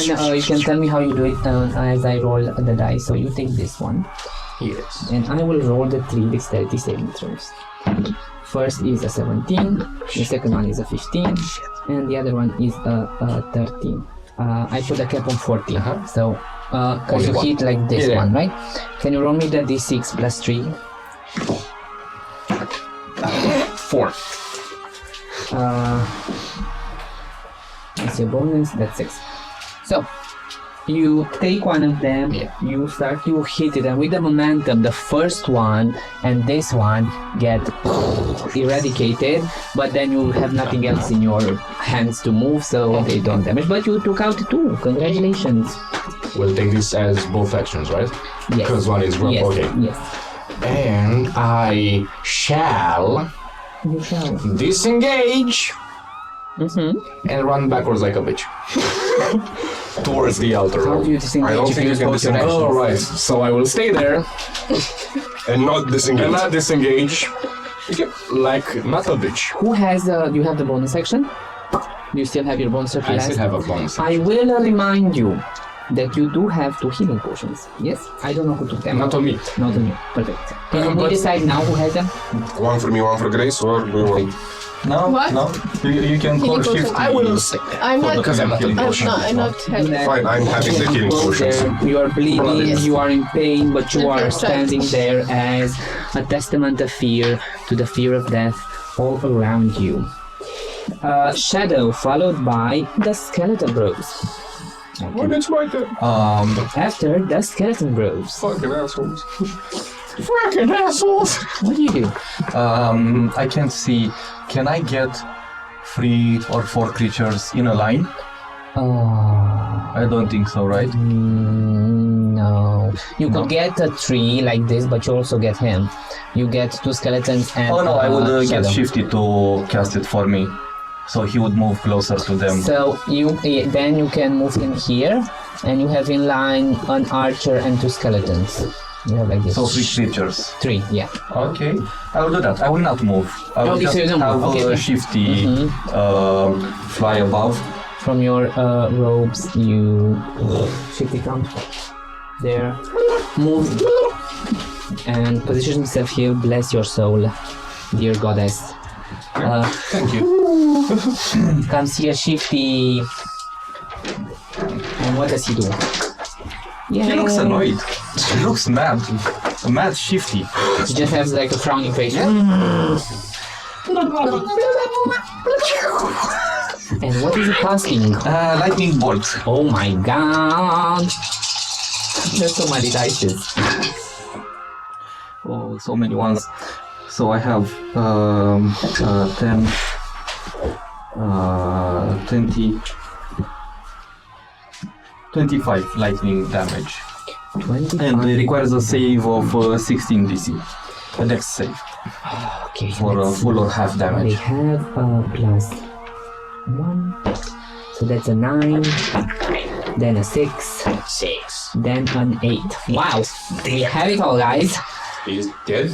I don't know how much damage they really.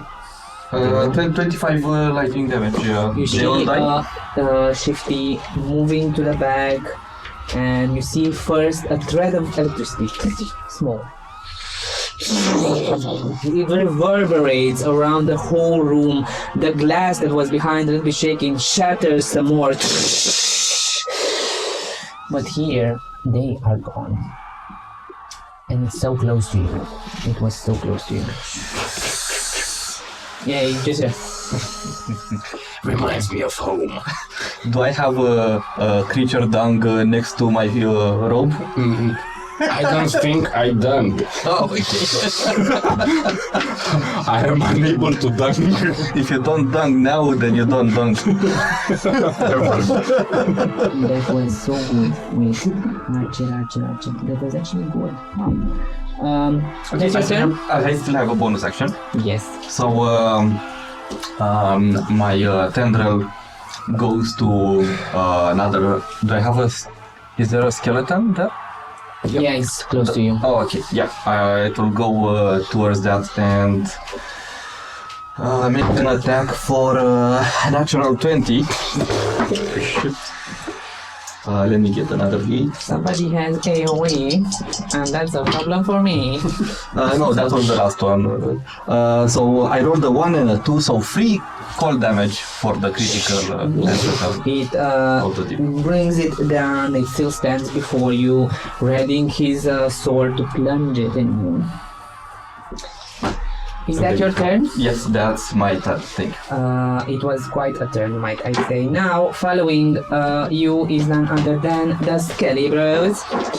1, 2, 3, 4. 1, 2, 3, 4. And 4. You see... which ones are they? These ones. You see, coming through the pierced window, 1, 2, 3, 4, 6 attack. 1 attack. Grace, as you are concentrating on it, you see these 2 skeletons coming to attack you. Yes.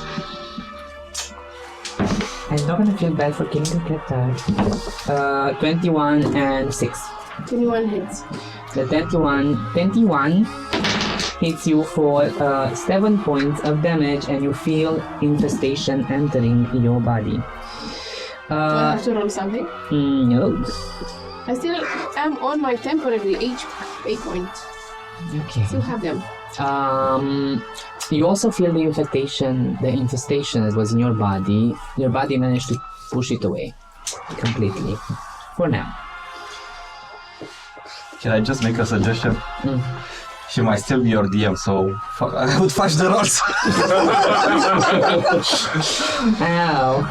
Well, It's okay. you can't kill my character if I kill myself first. You did this twice. I Okay. have the power. Castiel, followed by the Skelligos. Okay, interesting. Familiar. Actually, how many... Oh, can you give me a concentration check? Sorry. No, Grace. How Why? many... Because I'm automatically I got succeeding. hit. Why? Because I have the Ah. dragon. Okay, fine. Sorry, Castiel. I have the dragon, so Okay. automatically, but also I succeeded. Yeah. How many feet are between the moose, the 2 skeleton, and the shadow? The moose, the 2 skeletons, and the shadow. Not our shadow. These ones. From the moose, it's 5-10. And 5-10 to the shadows, and skeletons are melee with him. Oh, perfect. Then I can catch all of them. Wow. So I will be placing a Don't worry. 10-foot He's got radius Yeah. orb around them. Yeah. And all of them, except the moose, have to make me a constitution saving throw against Else- 16. They will wither. Exactly. As Constitution. constitution. So we Oh, have it's with the room. Yes. 19. Makes it. 19 again. Makes it. 10. Fails. 21. Bullshit. I rolled 19. Okay, so We should put a camera here. they will. Those that fail take 5 points of damage. Those that didn't fail, 2 or 3, I'm not sure. Okay. And you will be able to expend one of your hit dice to regain some hit points. And this essentially what happens is that the life is being sucked out of them, or their unlife, and it's currently entering the robes of Castiel. And that was my action. My bonus action will be me sending my familiar. No, actually, how is your HP? Bad. How bad? Terrible. Almost terrible. Fine. We will be sending with my bonus action the familiar onto him with the potion. But can't give it to him. can't give it He's to there prepared. You release this spell, and mass of flesh, magic, necromancy, all threaded together, hurting those that need to be damaged, but healing those that are in need. This one is gone. It's something. The bones start to decay, becoming dust, and just. You hear another terrifying and gory scream from the hallway. There are only 2 of us left. Can we say something to this? Yes. Retreat into the room. Okay. Okay. That's your turn, Castiel. Very nice. Next up is this one will continue attacking you, Moose, with an 18 plus 4, that's 22 to hit. Additionally, 7 points of damage, cut up to 3 for the Moose. I would also use my reaction, so the tentacle takes part of the attack and Okay. reduces it by 4. So you don't take any. I don't know if it's before or after reduction. We can say it's after, it's fine. Okay, perfect. So you receive no points of damage, as with the help of Shadow's Fall reactive abilities, you don't get hit at all. These tentacles are good. And 3. Coming from behind. Attacking the grace. Again. But they had a turn and attacking me, I didn't get a turn back. So they attacked me, I took damage, Yes. and in the meantime, I didn't attack, but I'm taking damage again. We're at the top of the round. It's Well, it was the top of the round, it was your turn, and now comes another round of skeletons. The new one has appeared. So A new one appeared from the crack. It's not okay, the two that okay, attacked okay. you. I didn't see it. This is why I'm asking. 13 plus 4, 17. Doesn't It's- it? Zing. Doesn't matter to Pierce. That's gonna be him. That's gonna be me. And next up, you see the shadows. One towards you, one towards you. come on, bitch. Natural one for you. This episode is gonna be turned down from YouTube because of similar reasons. 22 plus 4, 26 hit you. Hits. That ain't no bitch. 9 points of necrotic damage. I don't know if you have resistance to that. I don't. It takes down my temporary HP and deals me 1 point of damage. Concentration check, please. With advantage. With advantage. I'm natural 20. Okay. You take the hits and they start to move closer. Moose Guy and our Shadowfall, can you please give me perception checks? Perceptions? Yeah. Shadow for this guy. Natural 20. For a total of natural 20. And Shadowfall? Did you roll? Oh, I'm sorry. What was this? Perception. It's this is a 7. Yeah. So that's 19. With 19, the both of you hear screaming. You're here. Perfect. Next up is none other than another one. 1, 2, 3, 4. And another one. 2.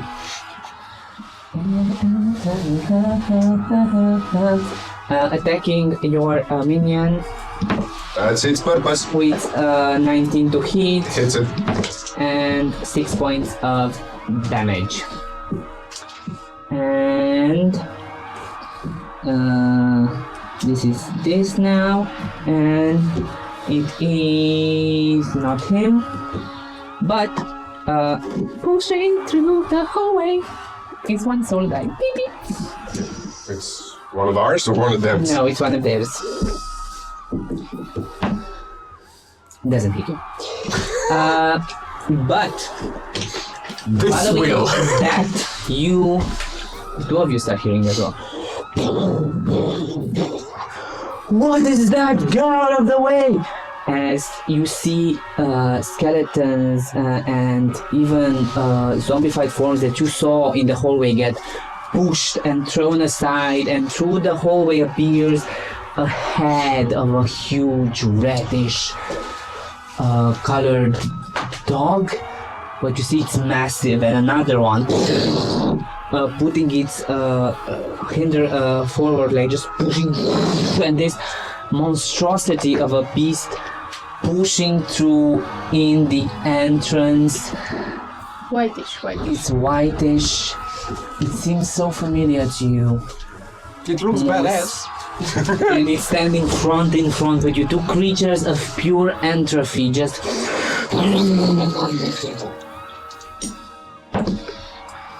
And yes, good initiative, yeah.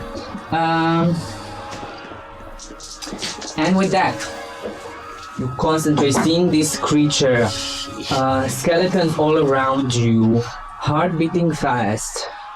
Another note, you receive a feedback you are so close.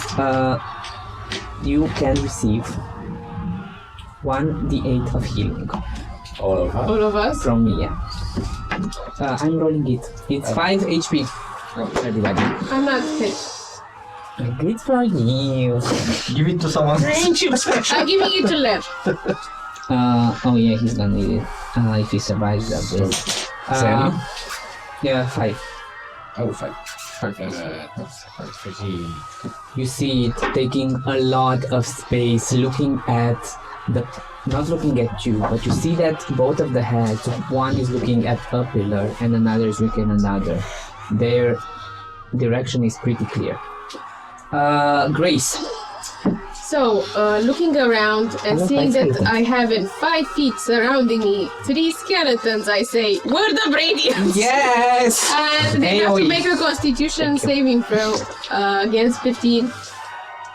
Or be burned by radiant light. 12, 15, It meets it 4. beats. Yeah.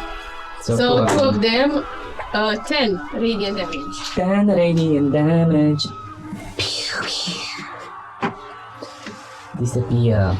I have so many minis. Awesome possum. And then a next thingy, what I will do, I will try to move since I'm no longer tied to that, right? Move. This is my action.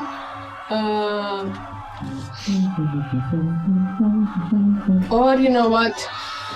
I'm gonna sit here so I can heal in peace. I'm gonna use the second spell slot to do healing word on the creature that I think it's an abomination, but at least it's helping us. And I say, please, Abbas, forgive me. Saturni, hear my calling, so we might live. I'm sending healing word towards Ler's character, getting 2d4s plus 4, and an extra 4 from the sickle that's resting on my belt that starts to glow. So you get 9 and 4, so it's 13. Yay. Thank you. That's my bonus. That I'm saying. Okay, everybody. That's your turn, yeah? Mm-hmm. Next turn, the spear guys, one will attack you, one will attack your friend. Against you, Castiel, it's gonna be an 18 plus 4 that hits. Against your friend, it's gonna be 16 plus 4 that hits. You will receive 7 points of damage and a concentration check, please. So this is the third round. Do we still need to maintain concentration? It's at the end of the round. I'm good. I feel like you will need. You're good? It's a And 7 and a 19. so Friend receives 8 points of damage. Is it still standing? It is barely standing, but it is a zombie, so when it dies, there's a chance he cannot die. That is true. Following this, you see the creature now ready to act. Moving through seamlessly, goes through you. Sorry, I'm destroying the scenery because I can. It is destroying the scenery. Stepping on the skeletons, creating it in dust. Putting himself here with their heads towards you guys. This is a bloody mess because of your amazing wings. I love your wings.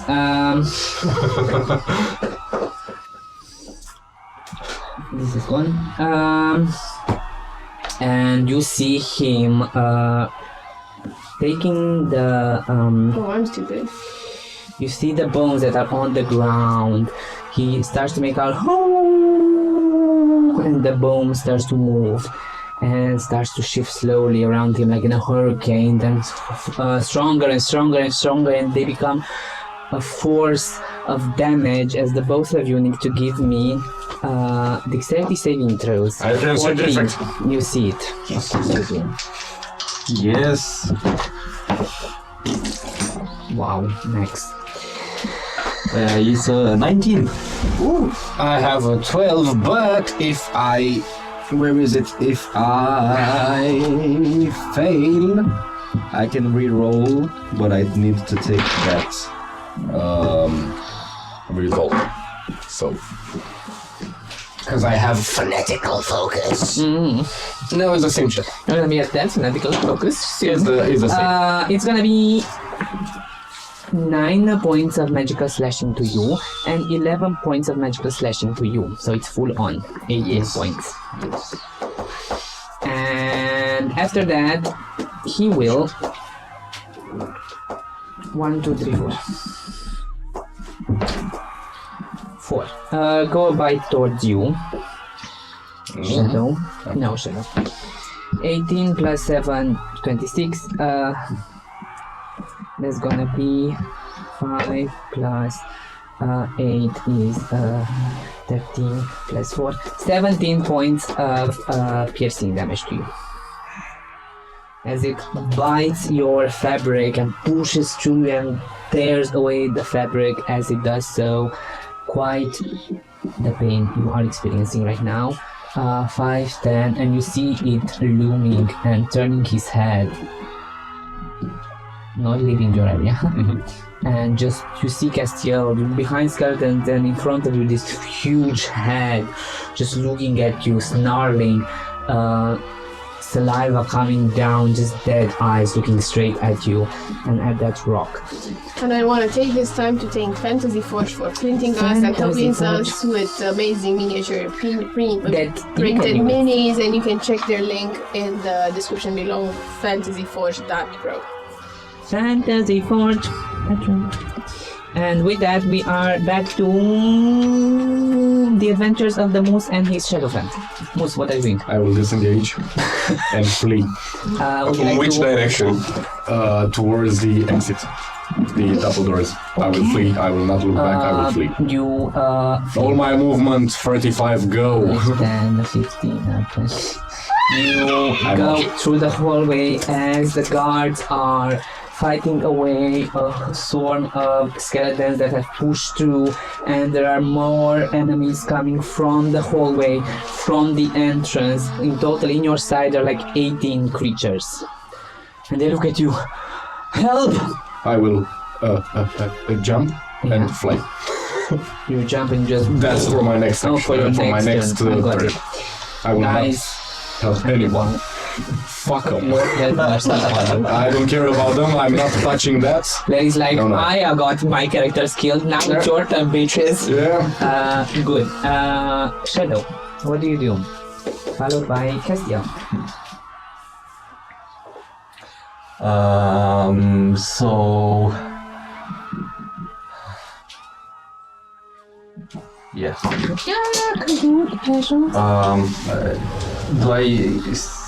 Are there still some minions left here? Archers or skeletons or something? There are 2 archers, yeah. You fed before taking the potion. I know. They will attack and kill. I know. In that case, changed. I'll try to get rid of the minions. So the one that's on this side, on the middle, I think there's one of them there, right? One of them is here. Yes. One of them is in front of you here, and there's a That one. Yeah. This one? Yes. Yeah. I'll hit it with the tendril. Then at you. I will not hit it with the tendril for 11 to hit. Okay. And the one next to me, is it in melee? No, only that big First. doggo is in melee. Okay. So first I'll hit the one next to me. See how that goes. It's a natural 20 for...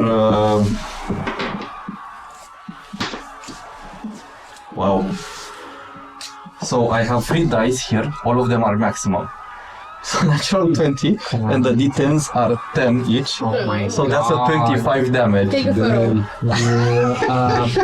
Seeing the gravity of the situation, all that is happening, you start emotions 40. of the people start fleeting in the building, emotions of fear, emotions of despair, yet you feel resolve and fortitude as well, and you see it drawn from Castiel and Grace, and all of this you manage to move it into the spell that releases with such a force that it completely dispels the shadow of darkness.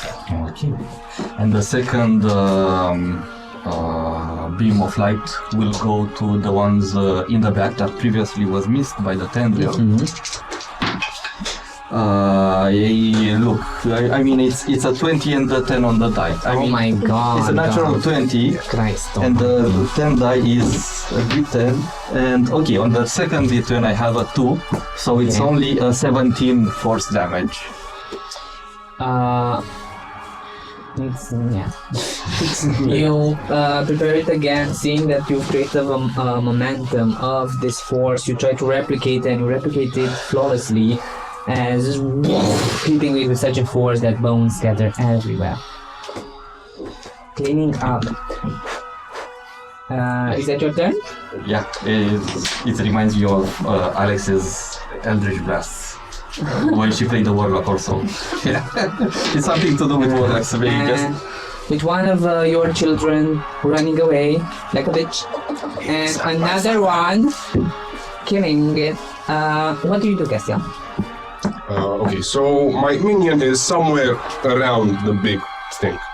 So I will navigate my minion with a bonus action. It can't. Not this one. Oh, which one? The familiar. Okay.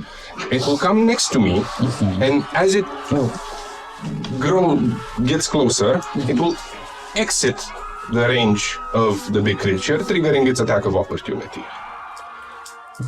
Okay. Very smart.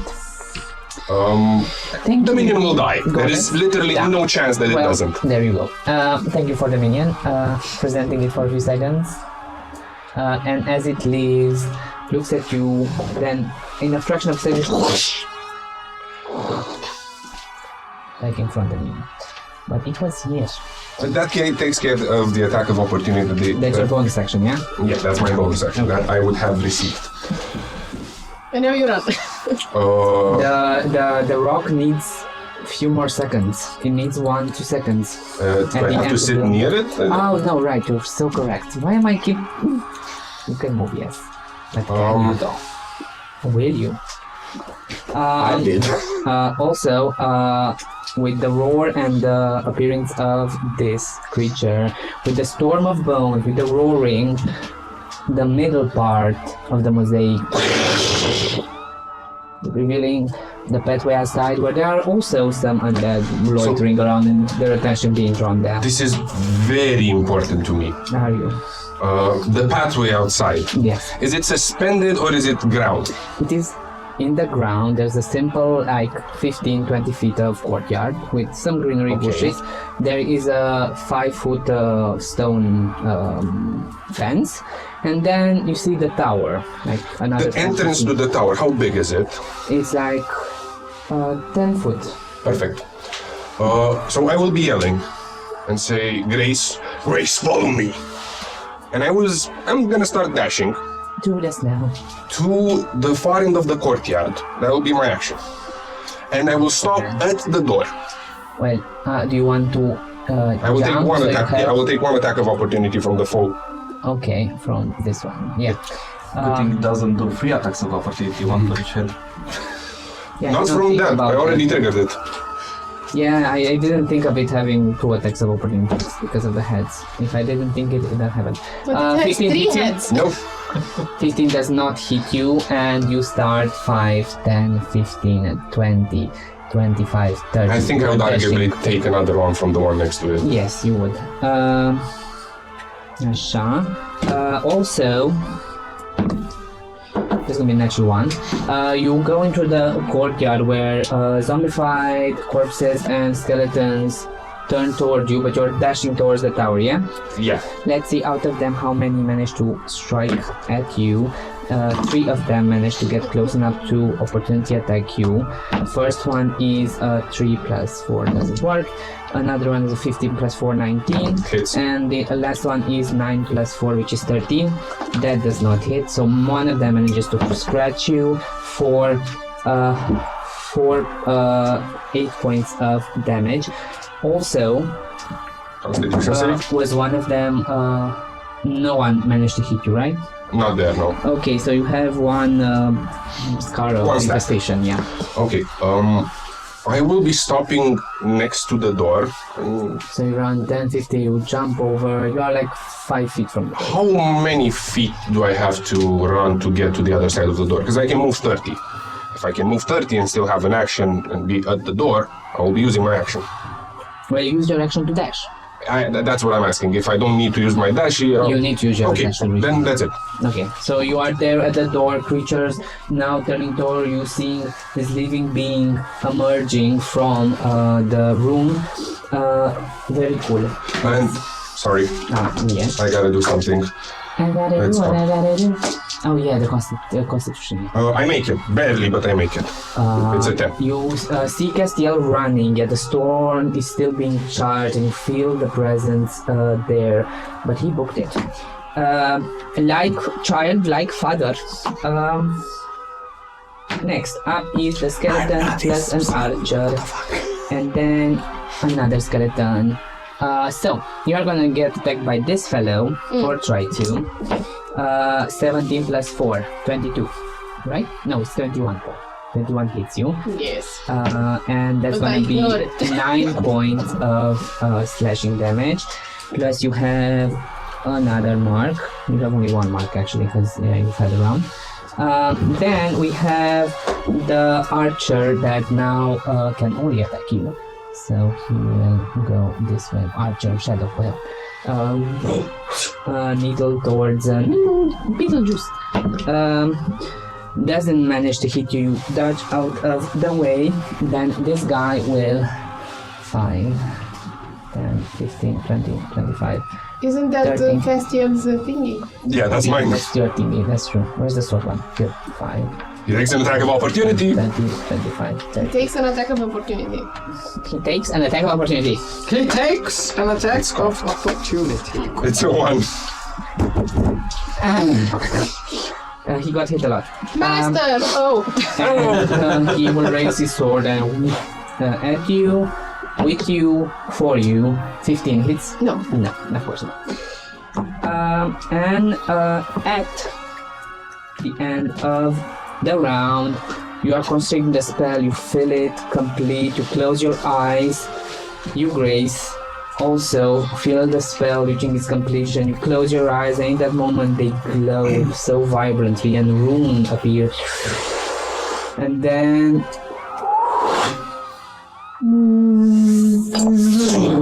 a shockwave of indigo energy washes in the cathedral, washes inside of the whole district, and you see all of the zombies and skeletons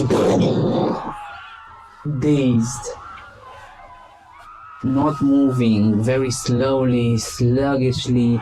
You don't know for how long they are dazed, but at this instant, the next seconds, they are dazed and not acting. Yet the big fellow in the room is. And with this, Grace, what do you do? So I start running and thinking and yelling after Castiel. I assume you can assume. Quick! Tell me, guiding bolt or moonbeam? Moonbeam. Moonbeam!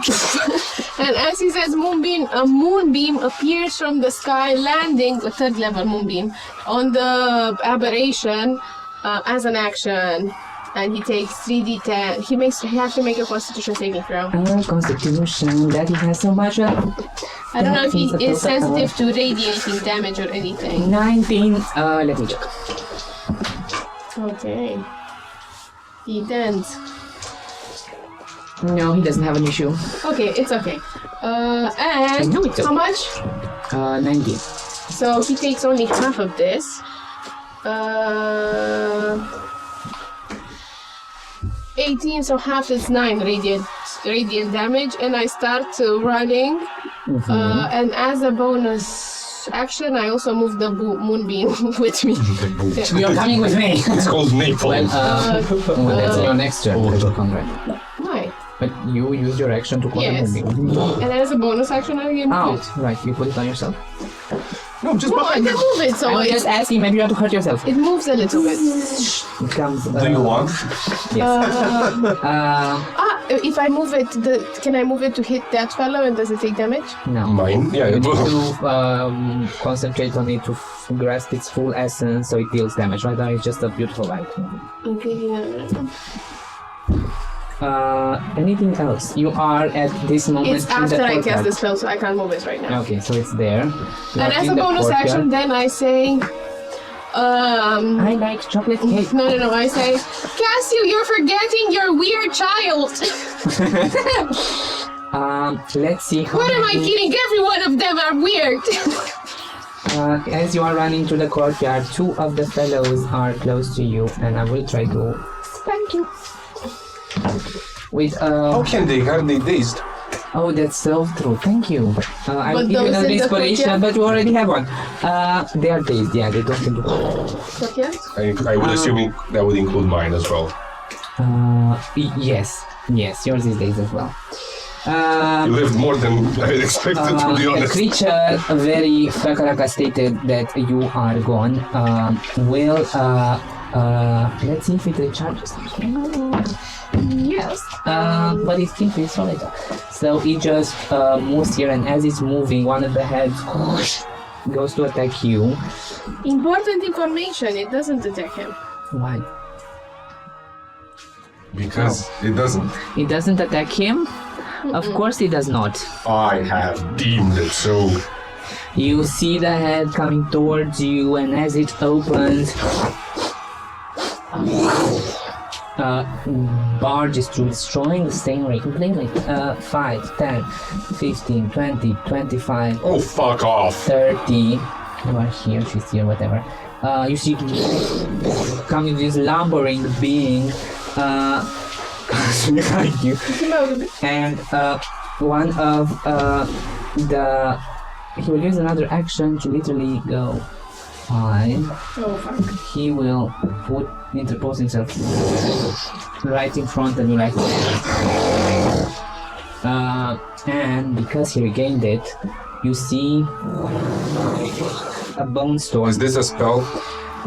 No, it is a trait that he has that recharges. I don't think so. It's not a spell, I'm not gonna counter spell it.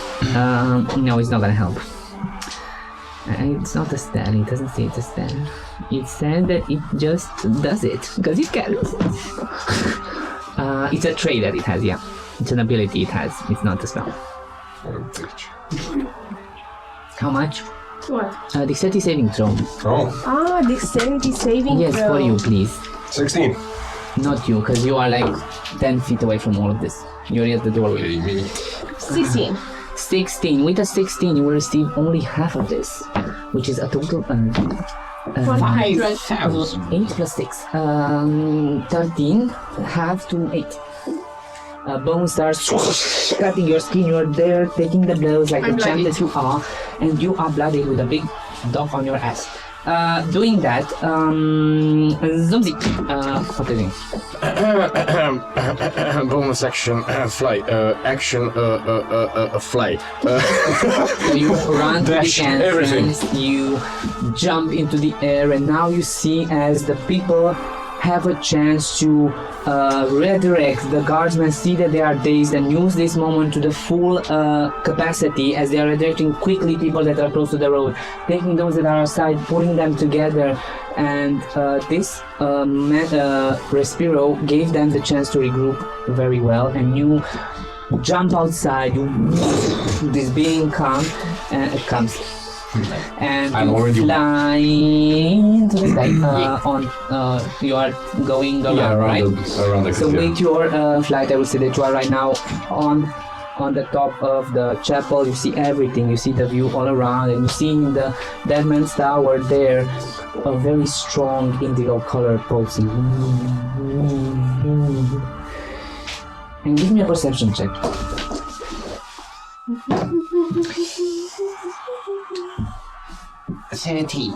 You don't hear us With the dying. 13, was it a silhouette there?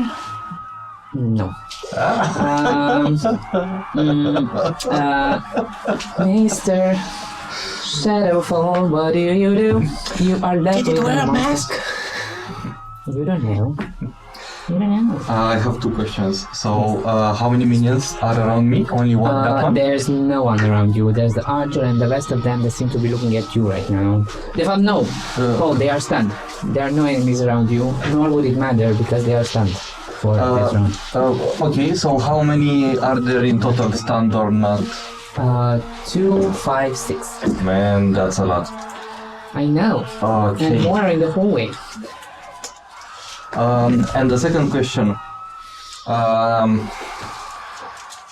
Coming from the Sabbath water and having some knowledge from there,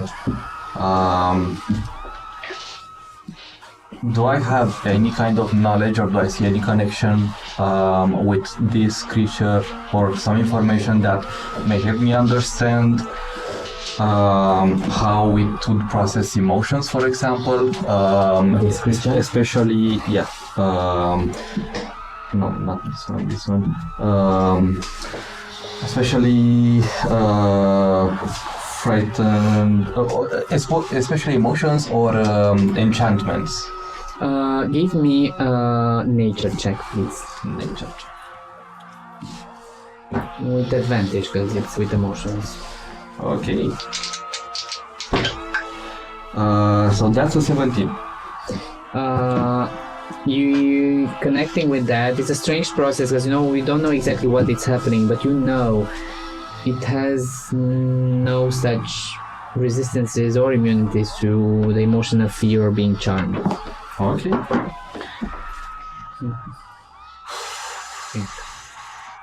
Let's roll again. Okay. In that case, first I'll try with the tendril to see if I can finish the minion blocking. I suspect my way out. Your way out right now, if you want to go with them at the tower, is open, and this one is not blocking. You can clearly go around it, but yeah, you can finish it off if you want to. Yeah, I will try to do that. I'm splitting the dark.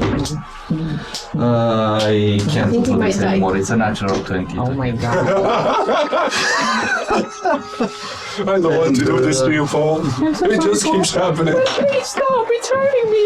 It's 6 cold damage. Oh no, it's another dice. So that's 5, so that's an 11 cold damage. You release the tendril that comes in contact with the shadow. As it comes, you see that tendril beginning to lose temperature and become cold, freezing. And the shadow tries to move away, but it's freezing itself. And then she shattering. Okay, and because last time I forgot, I will. I think I'll do this now. So, from what I remember from the layout, can I just exit this way and then just circle back to meet with them on the other side? You can come out here into the hallway that is like 25 feet. Then there are 2 corridors to the left and the right, but they go to different areas of it. Yet, give me please a perception check, so to say, to see if you manage to see something or not. Cisse. It's an 11. You did see some doorways on the walls of the hallway. You don't know where they lead. One of them maybe leads to the courtyard. Or you could go the whole hallway and then circle around. Okay. Or you can go to the courtyard. Okay, I'll move 30 feet towards the creature. Okay. Towards 10, 20, 30. Okay, am I in melee with any minions? No. Okay. You're not in melee. And I will, although I would originally doubt how efficient such a spell would be, my orb would take one of the emotions. Okay. And it would be fear. And I would focus it on one of the heads of the creature, and cast fear on it. Man, you are really fucking carrying this whole fight. Sorry. I have to give you what? I have to give something. I'm sorry. It's Of course, I didn't give it legendary distances. wisdom save. A wisdom save. My wisdom is a +0, so whatever is on the dice is a dice. Let's roll it on the camera, and that's a 5. Yes! It's frightened of me. Yes! Extra. So what you see is Grace. You look at this. And I have a chanting. And you? I have a chanting. Oh, please do. Yes. So, keep your Nereye Pasha. As you release that chant, you hear behind you this Pasha, and you see the creature in front of you freezing its place. It's looking at something. It's focused now. It's scared. And you turn your head and you see in this courtyard filled with dazed dead people and zombies, in this cracked and destroyed a window with pieces of it falling away behind the darkness, and there in the windowsill, the flowing red robes, the sight in his hand, extending his arm, commanding fear towards this massive creature behind you and managing to do so. Is that your turn, Shadow? Yes, that's my turn. So I Cast have the the frightened condition. Cast again. So it has disadvantage on its attacks. And it takes the dash action and moves away by the now? safest route on its turn. On its turn, okay. On the safest route. So how much would it be if it's frightened? Can it still perform attacks of opportunity? Yes, because the movement should be. Yes. Yes. Okay. Ce? Am înțeles, bine. Sorry.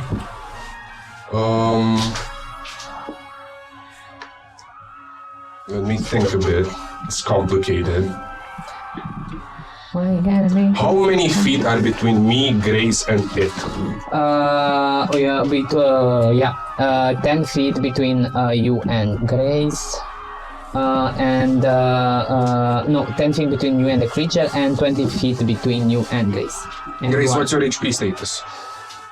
Bloodied. Bloody. Okay. Then we're gonna do something very stupid. Very stupid. We're gonna get near to the creature and bait its attack of opportunity. And we're gonna cast shield as if we do so. Okay, you don't want to go inside? No. Then, if I live, hopefully I will. I think it has. No, it doesn't have disadvantage. It does because you're in his Yes, line of sight. So exactly.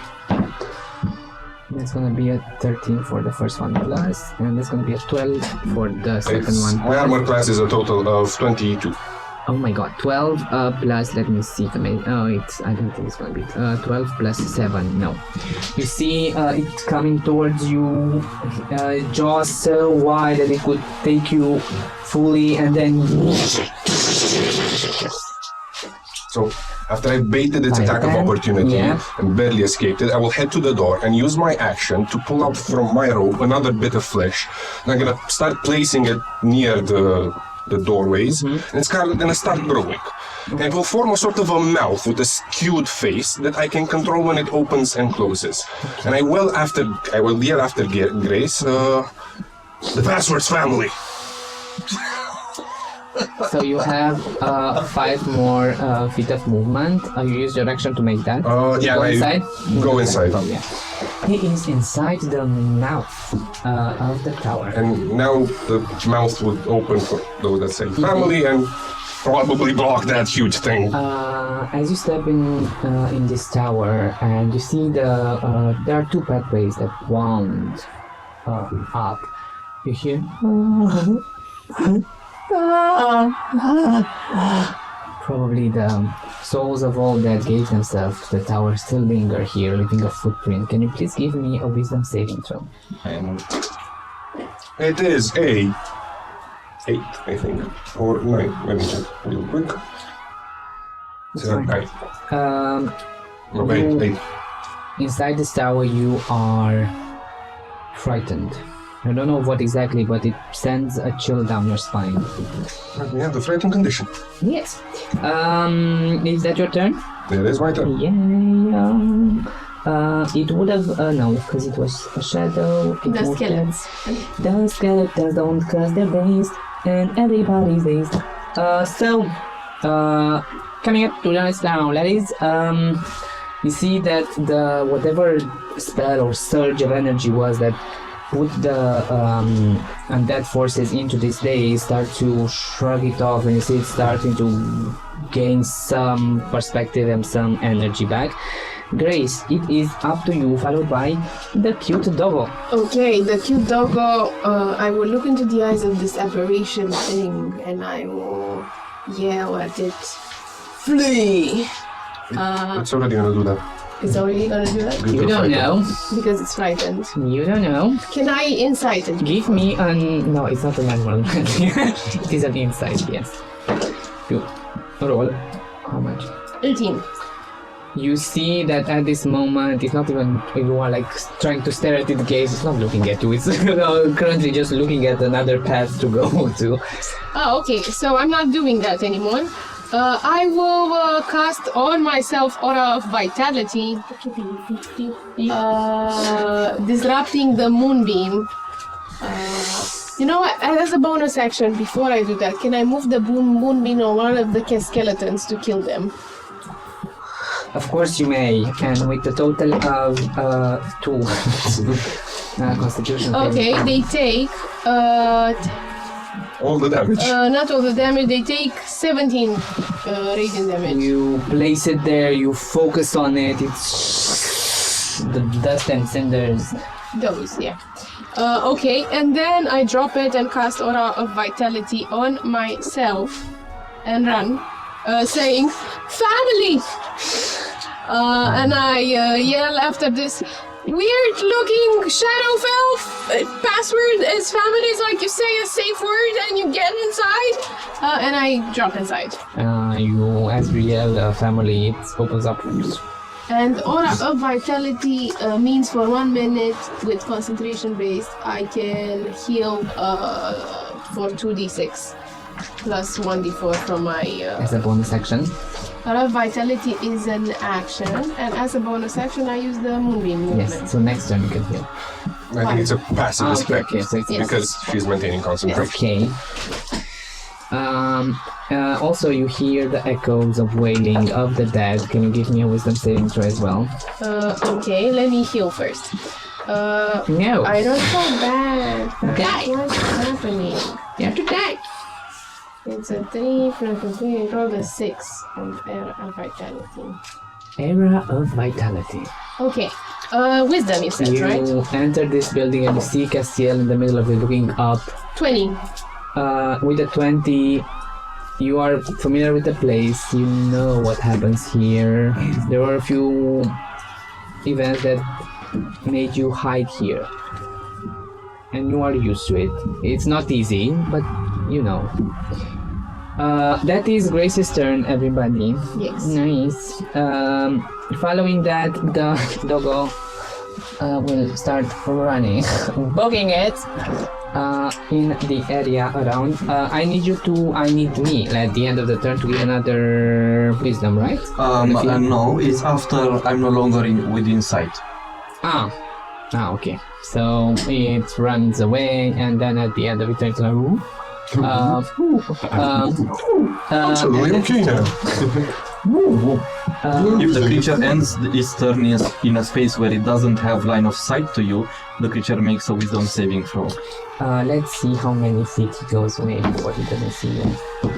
So this will be after like 100 feet in that direction. I would suppose, yeah. Feet, and he will. Now the natural 20 comes. Thank you. So he's yeah. So the spell ends. The spell ends, and now flying over the cathedral, the angel of hope, and I don't.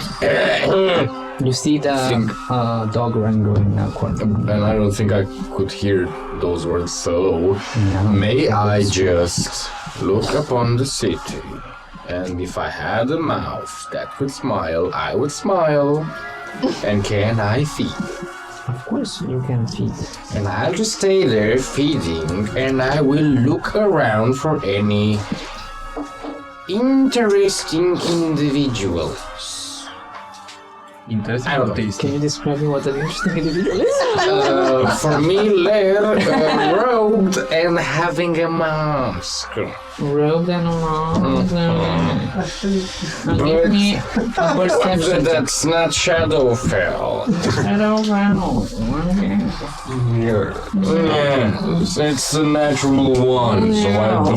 That doesn't offer it. I'm way too much into eating, so. Really indulging in all of this that is happening. You're so caught up in this, and Have weird kids, man. My eyes You're will also fast. go everywhere. I'm like, yes.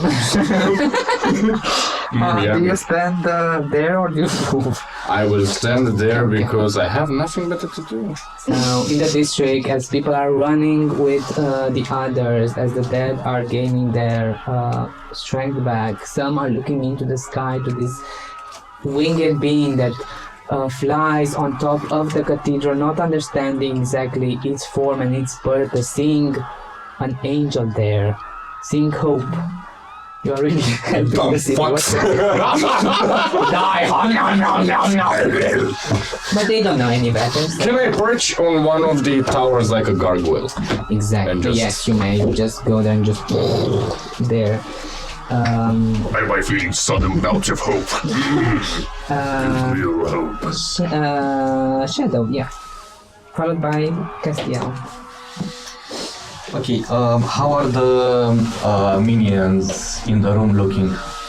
They are regaining their strength and they are looking at you. Plus, you see some from the courtyard coming out of the daze.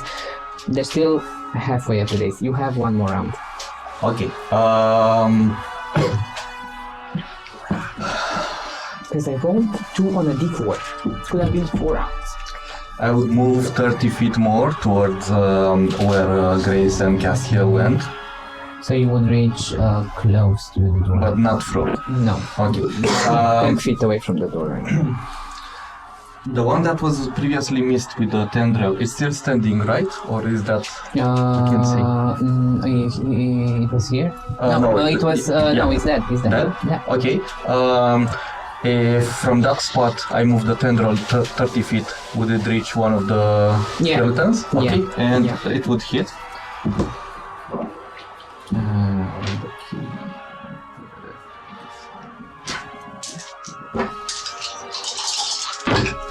Okay, so it will be 10 to hit with the tendril, so I guess that That misses. hit now, that does not. Okay. Then I would focus some more light from the orb to hit the same one. It will be 15 to hit. Yes. Okay, and that is 6 force damage. Bowling hit. Okay. And the next one, it will be another beam, so that would be 16 to hit Hits. for 8 force damage. You release these balls of force and they scatter around. Yet as you do that, you turn your gaze around and you see 2 dozen other skeletons just in the city, and 2 of them that you've killed looks so little as you look now at the whole expanse of the district. Okay. From that point, do I have a direct view of the hound that ran away? No, right now. Okay. You do see his tail swishing from nearby. Okay, let's go there. Your way. Oh, okay. That's for my turn. Yeah. Is your turn? Yes. Death. Castiel, what are you doing? Castiel. Castiel is currently frightened. I'm not sure exactly what is causing my frightened condition, because technically it would end if I'm no longer in reach of it. Yeah, it's a very strange situation, because what you are saying as the player, yeah, that's true. Yeah, it's, if you want, you can consume your bonus action to find out why. Yes, I shall. That sounds like a good use. Give me a Arcana or Insight. I'm definitely going for Arcana. It's a natural 20. The natural 20, you know that there are spells or effects that target a certain area, so it's not a being or something regarding that. And you start to think that maybe after all of this death and mourning and despair, after so many years, it coalesced into this tower that took all of this energy of sadness and death and despair and held it inside. Would that mean I would have a chance to dispel it, or it's powerful enough so that it just wouldn't matter? Right now, in a day, definitely not. Okay, taking a look at Grace, tell her, you be careful. You're gonna probably have to drag me along as my legs won't move. Not willingly. So I will force myself. Can I force myself up the stairs? Yeah, you can. With a good enough wisdom saving throw of 12 plus.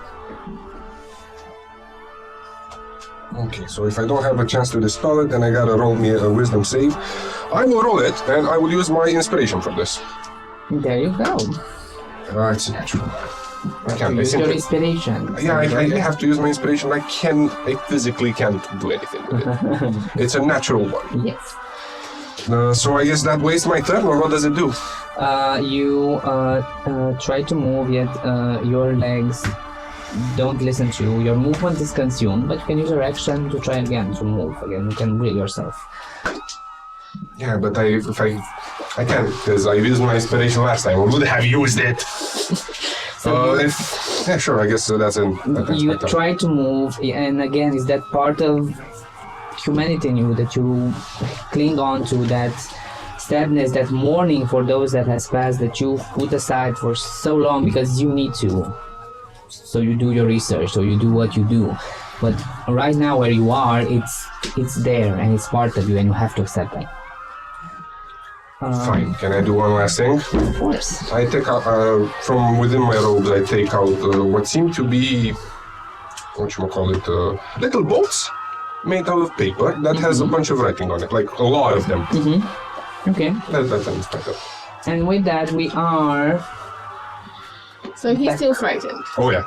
Yes, he is still. Catatonic. Unless the restoration won't. I think it will. Blinded, deaf, and paralyzed and poisoned. Unless the DM says so. The shockwave with a high enough religion, sure. As the shockwave and the pulse of whatever you did shakes off, the undead start to move as they normally would. Chuck. Grace, followed by none other than Dogo. Do I have a sense that lesser restoration would help? Give me an insight check. We are so close. We are fighting time.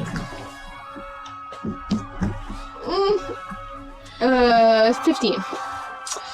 With a 15, you know that the clergy, Saturni, the whole district, if they wanted to import enough energy, magic, of dispelling, of calming, they could dissipate this in maybe 2-3 months, constant. But they don't do that because Saturni herself ordered that this is a monument for those that lost, for the fact that you did not have enough power to save them. Let this be the testament that reminds you where you failed, so you do not fail others. Others. Give me a religion check. It's a 0. And the echo that came to you to try to offer you a tangible favor.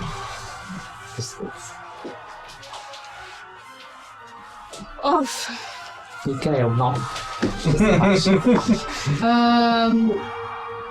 Aura of vitality. How is Castiel looking health-wise? Bloodied. Okay, I hold on to his shoulder and I squeeze him and I say, Cassio, I know you're scared. What should we do? Aura of vitality next round. I mean, this round is a bonus act. There's a passive action you get. Man, I rolled so bad. 4 HP points plus a 4 8. It's better than what I have. There's gonna be a full round of movement for you to get to the top. Yes, but Right. he can't move, right? Yeah, he can't. And then I'm But you can start moving. You know what? I'm gonna try to drag him. Okay. You can drag him with your movement.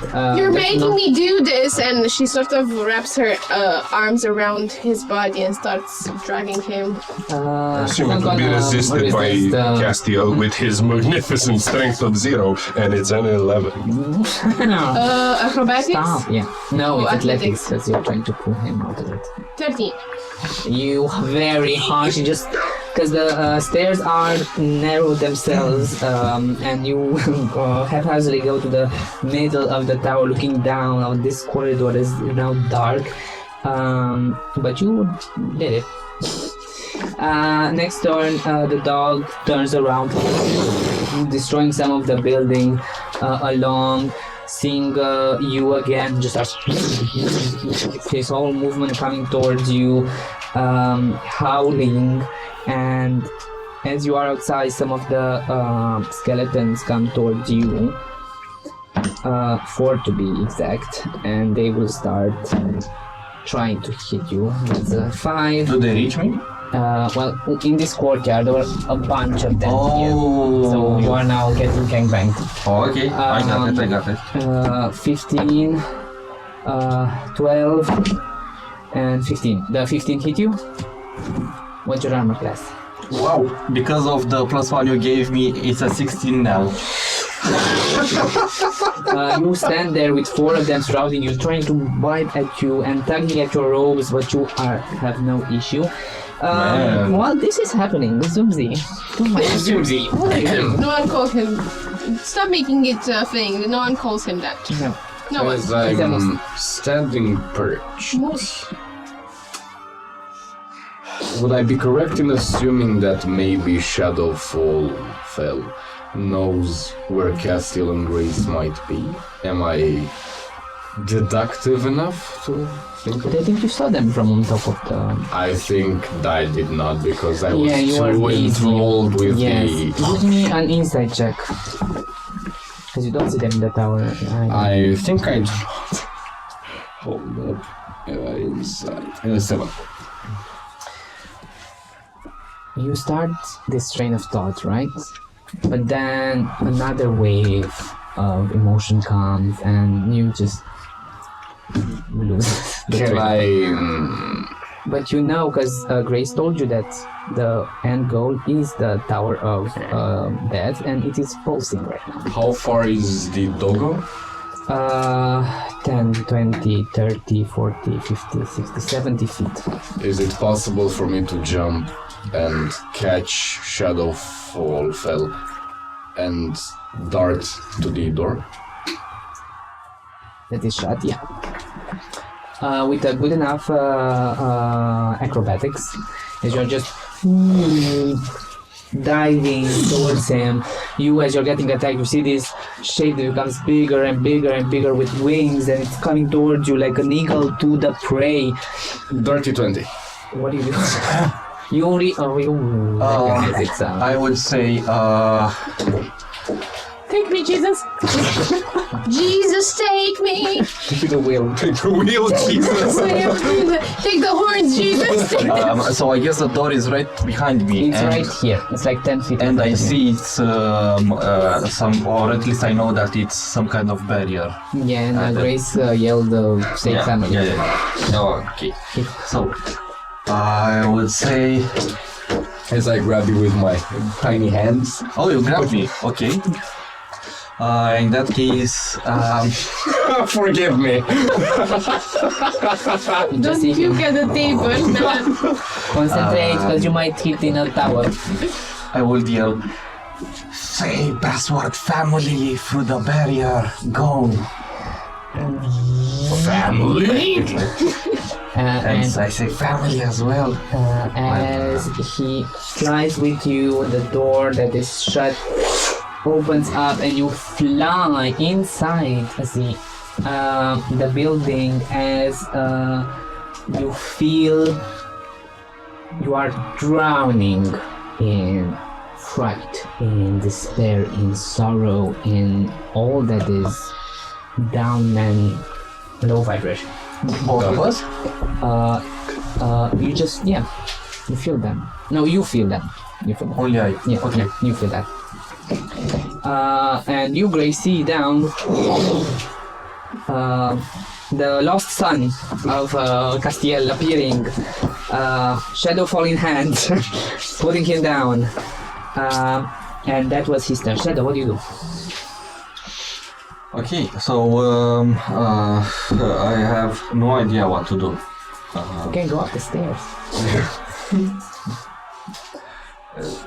I guess we're not seeing them anymore. You do see them, you hear the footsteps, and you see Grace dragging Castiel. Come on! Who is currently catatonic with a bunch of paper boats in his hand.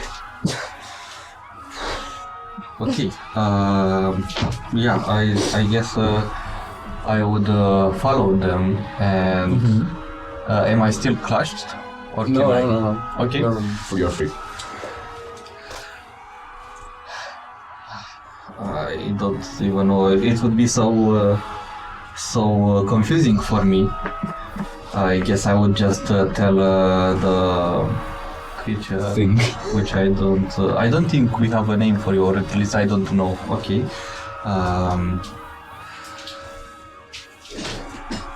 Let's go after them and help.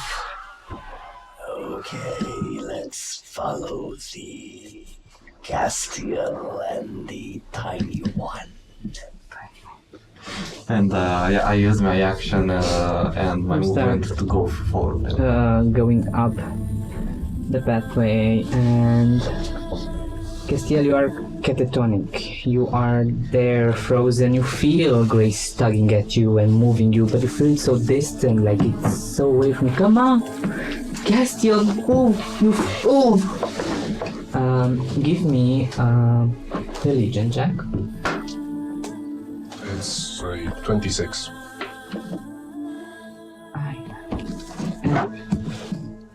Sorry. As many have failed. Seems like so did I. May you be able to repair the pain we inflicted. Wisdom saving throws with advantage. If you accept it. I accept the advantage. Yes. Horrible. It's an 8. Oh shit. You are now listening to the train of thought. Listening to your body. You, as you are dragging Castiel, you see Shadowfall, and you see the moose flying up on the tower, and as you drag, you are used to having some resistance, but his body is coming easier. He's moving, but you look at his eyes, and his eyes are lost, but he's coming after you with no hardships, and you step on these steps, and the higher you go, the darkness consumes what was below, and up you see a speckle of light. And how many have seen this light and thought there was hope, and you push through and you see the whole of the districts, the people running, the district entrances that are still with people, the fighting that is going on, and you see the room Because I enter the room and I look at the light. It's an open space. The open space. I exit the staircase and the room enclosing it, and in the open space, and I see the light. I think of Leo and what he must have endure when he decided to end his life, and even past the barriers and the spells and the hope that was given and the fright. I didn't have anything else to lose, and it sorrows my heart. Because you realize now that one of the reasons that Tuni decided to keep these emotions, it saved many. The moment that they entered the tower and they felt all of this, they backed away. But the rune is there. I go and press it. This is for you and for all of Green Spring. When as the rune is activated, you see breaking into 5 different runes that start floating into the air at different anchors in the air all around the district, and from them starts flowing like a fabric, like a sheet of indigo, just falling down like drapes over the whole district, and then just as flexible they were, activate them, and you feel a wash of calming energy. And as the two of you look around the city, you see that the dead, where they were not living, they were agitated. But now, after the curtain has fallen, you see them much more calm, moving slower, much more dazed a little bit. Yet you'll also observe that if there is a living being that passes near them, they activate and go in that direction. But if they are just them, they are there in this dance. And as that rune activates, Castiel, you find yourself with the paper boats in your hand that you've gripped so tightly that they are now just pieces of crumpled sheets of paper. You detense your whole body and it feels sore because you are so tense. And you look at this district, at the dead walking around. With Grace there looking herself and the 2 beings on top of the tower. I would ask every one of you to tell me what they are thinking of and feeling. Well, Castiel is completely detached from this. She lets go of Grace's hand. I'm not sure whether she realizes or not. And he goes to a bit of a corner. If he sees Shadowfell here, he will come to you and hand you a vial bottle. He will ask you to put water in it. Do you?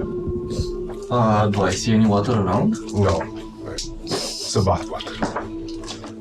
I presume it's part of your essence. Just pee in the bottle. Okay. I guess I would put towards you one of my hands, the one that's not holding the scepter, and the bones would turn liquid, and from what's it called, from the hand part of the cloak, Sleeves? From my sleeve, water would pour. He would thank you for this. He would then go somewhere near the rim of this tower. Cut himself with a bit of blood, pour the water and the mixture of blood over there so that it forms a surface. And slowly and methodically take out the crumpled boats, put them in there, stand a moment to himself and say, I was supposed to send you down the river. All this, thanks, are people you saved. You made their lives better, even though you were kind of an asshole. I guess this is as far as I can go to help you. But it's ours. And the last boat he puts, it's a very small one that has 4 people on it. It's Castiel, it's Grace, it's whatchamacall him, Timmy, Clement, and Karm. And as he places the final row of boats, he burns them. And the water and the blood.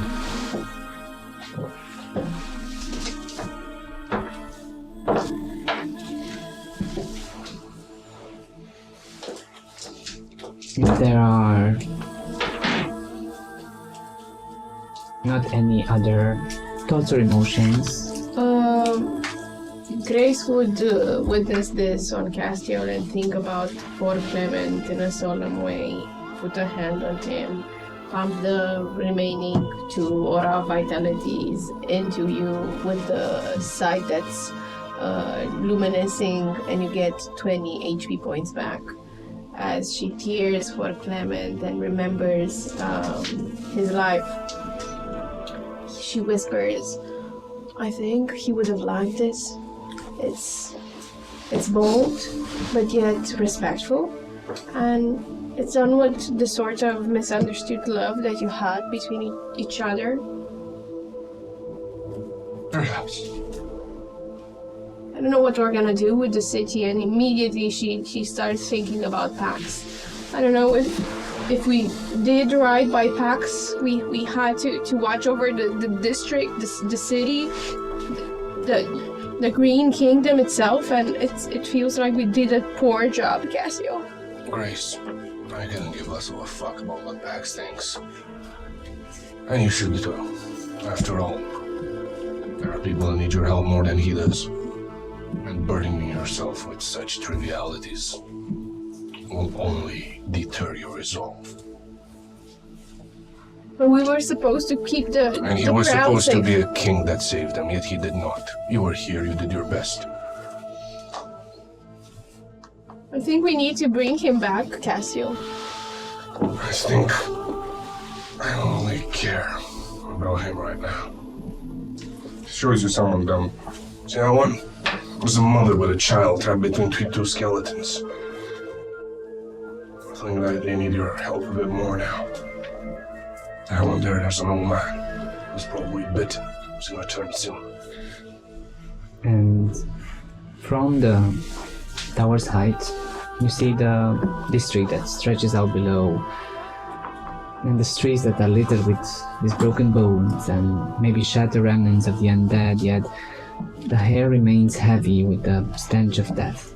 You see fires burning in the distance, but amid the devastation there is a glimmer of hope.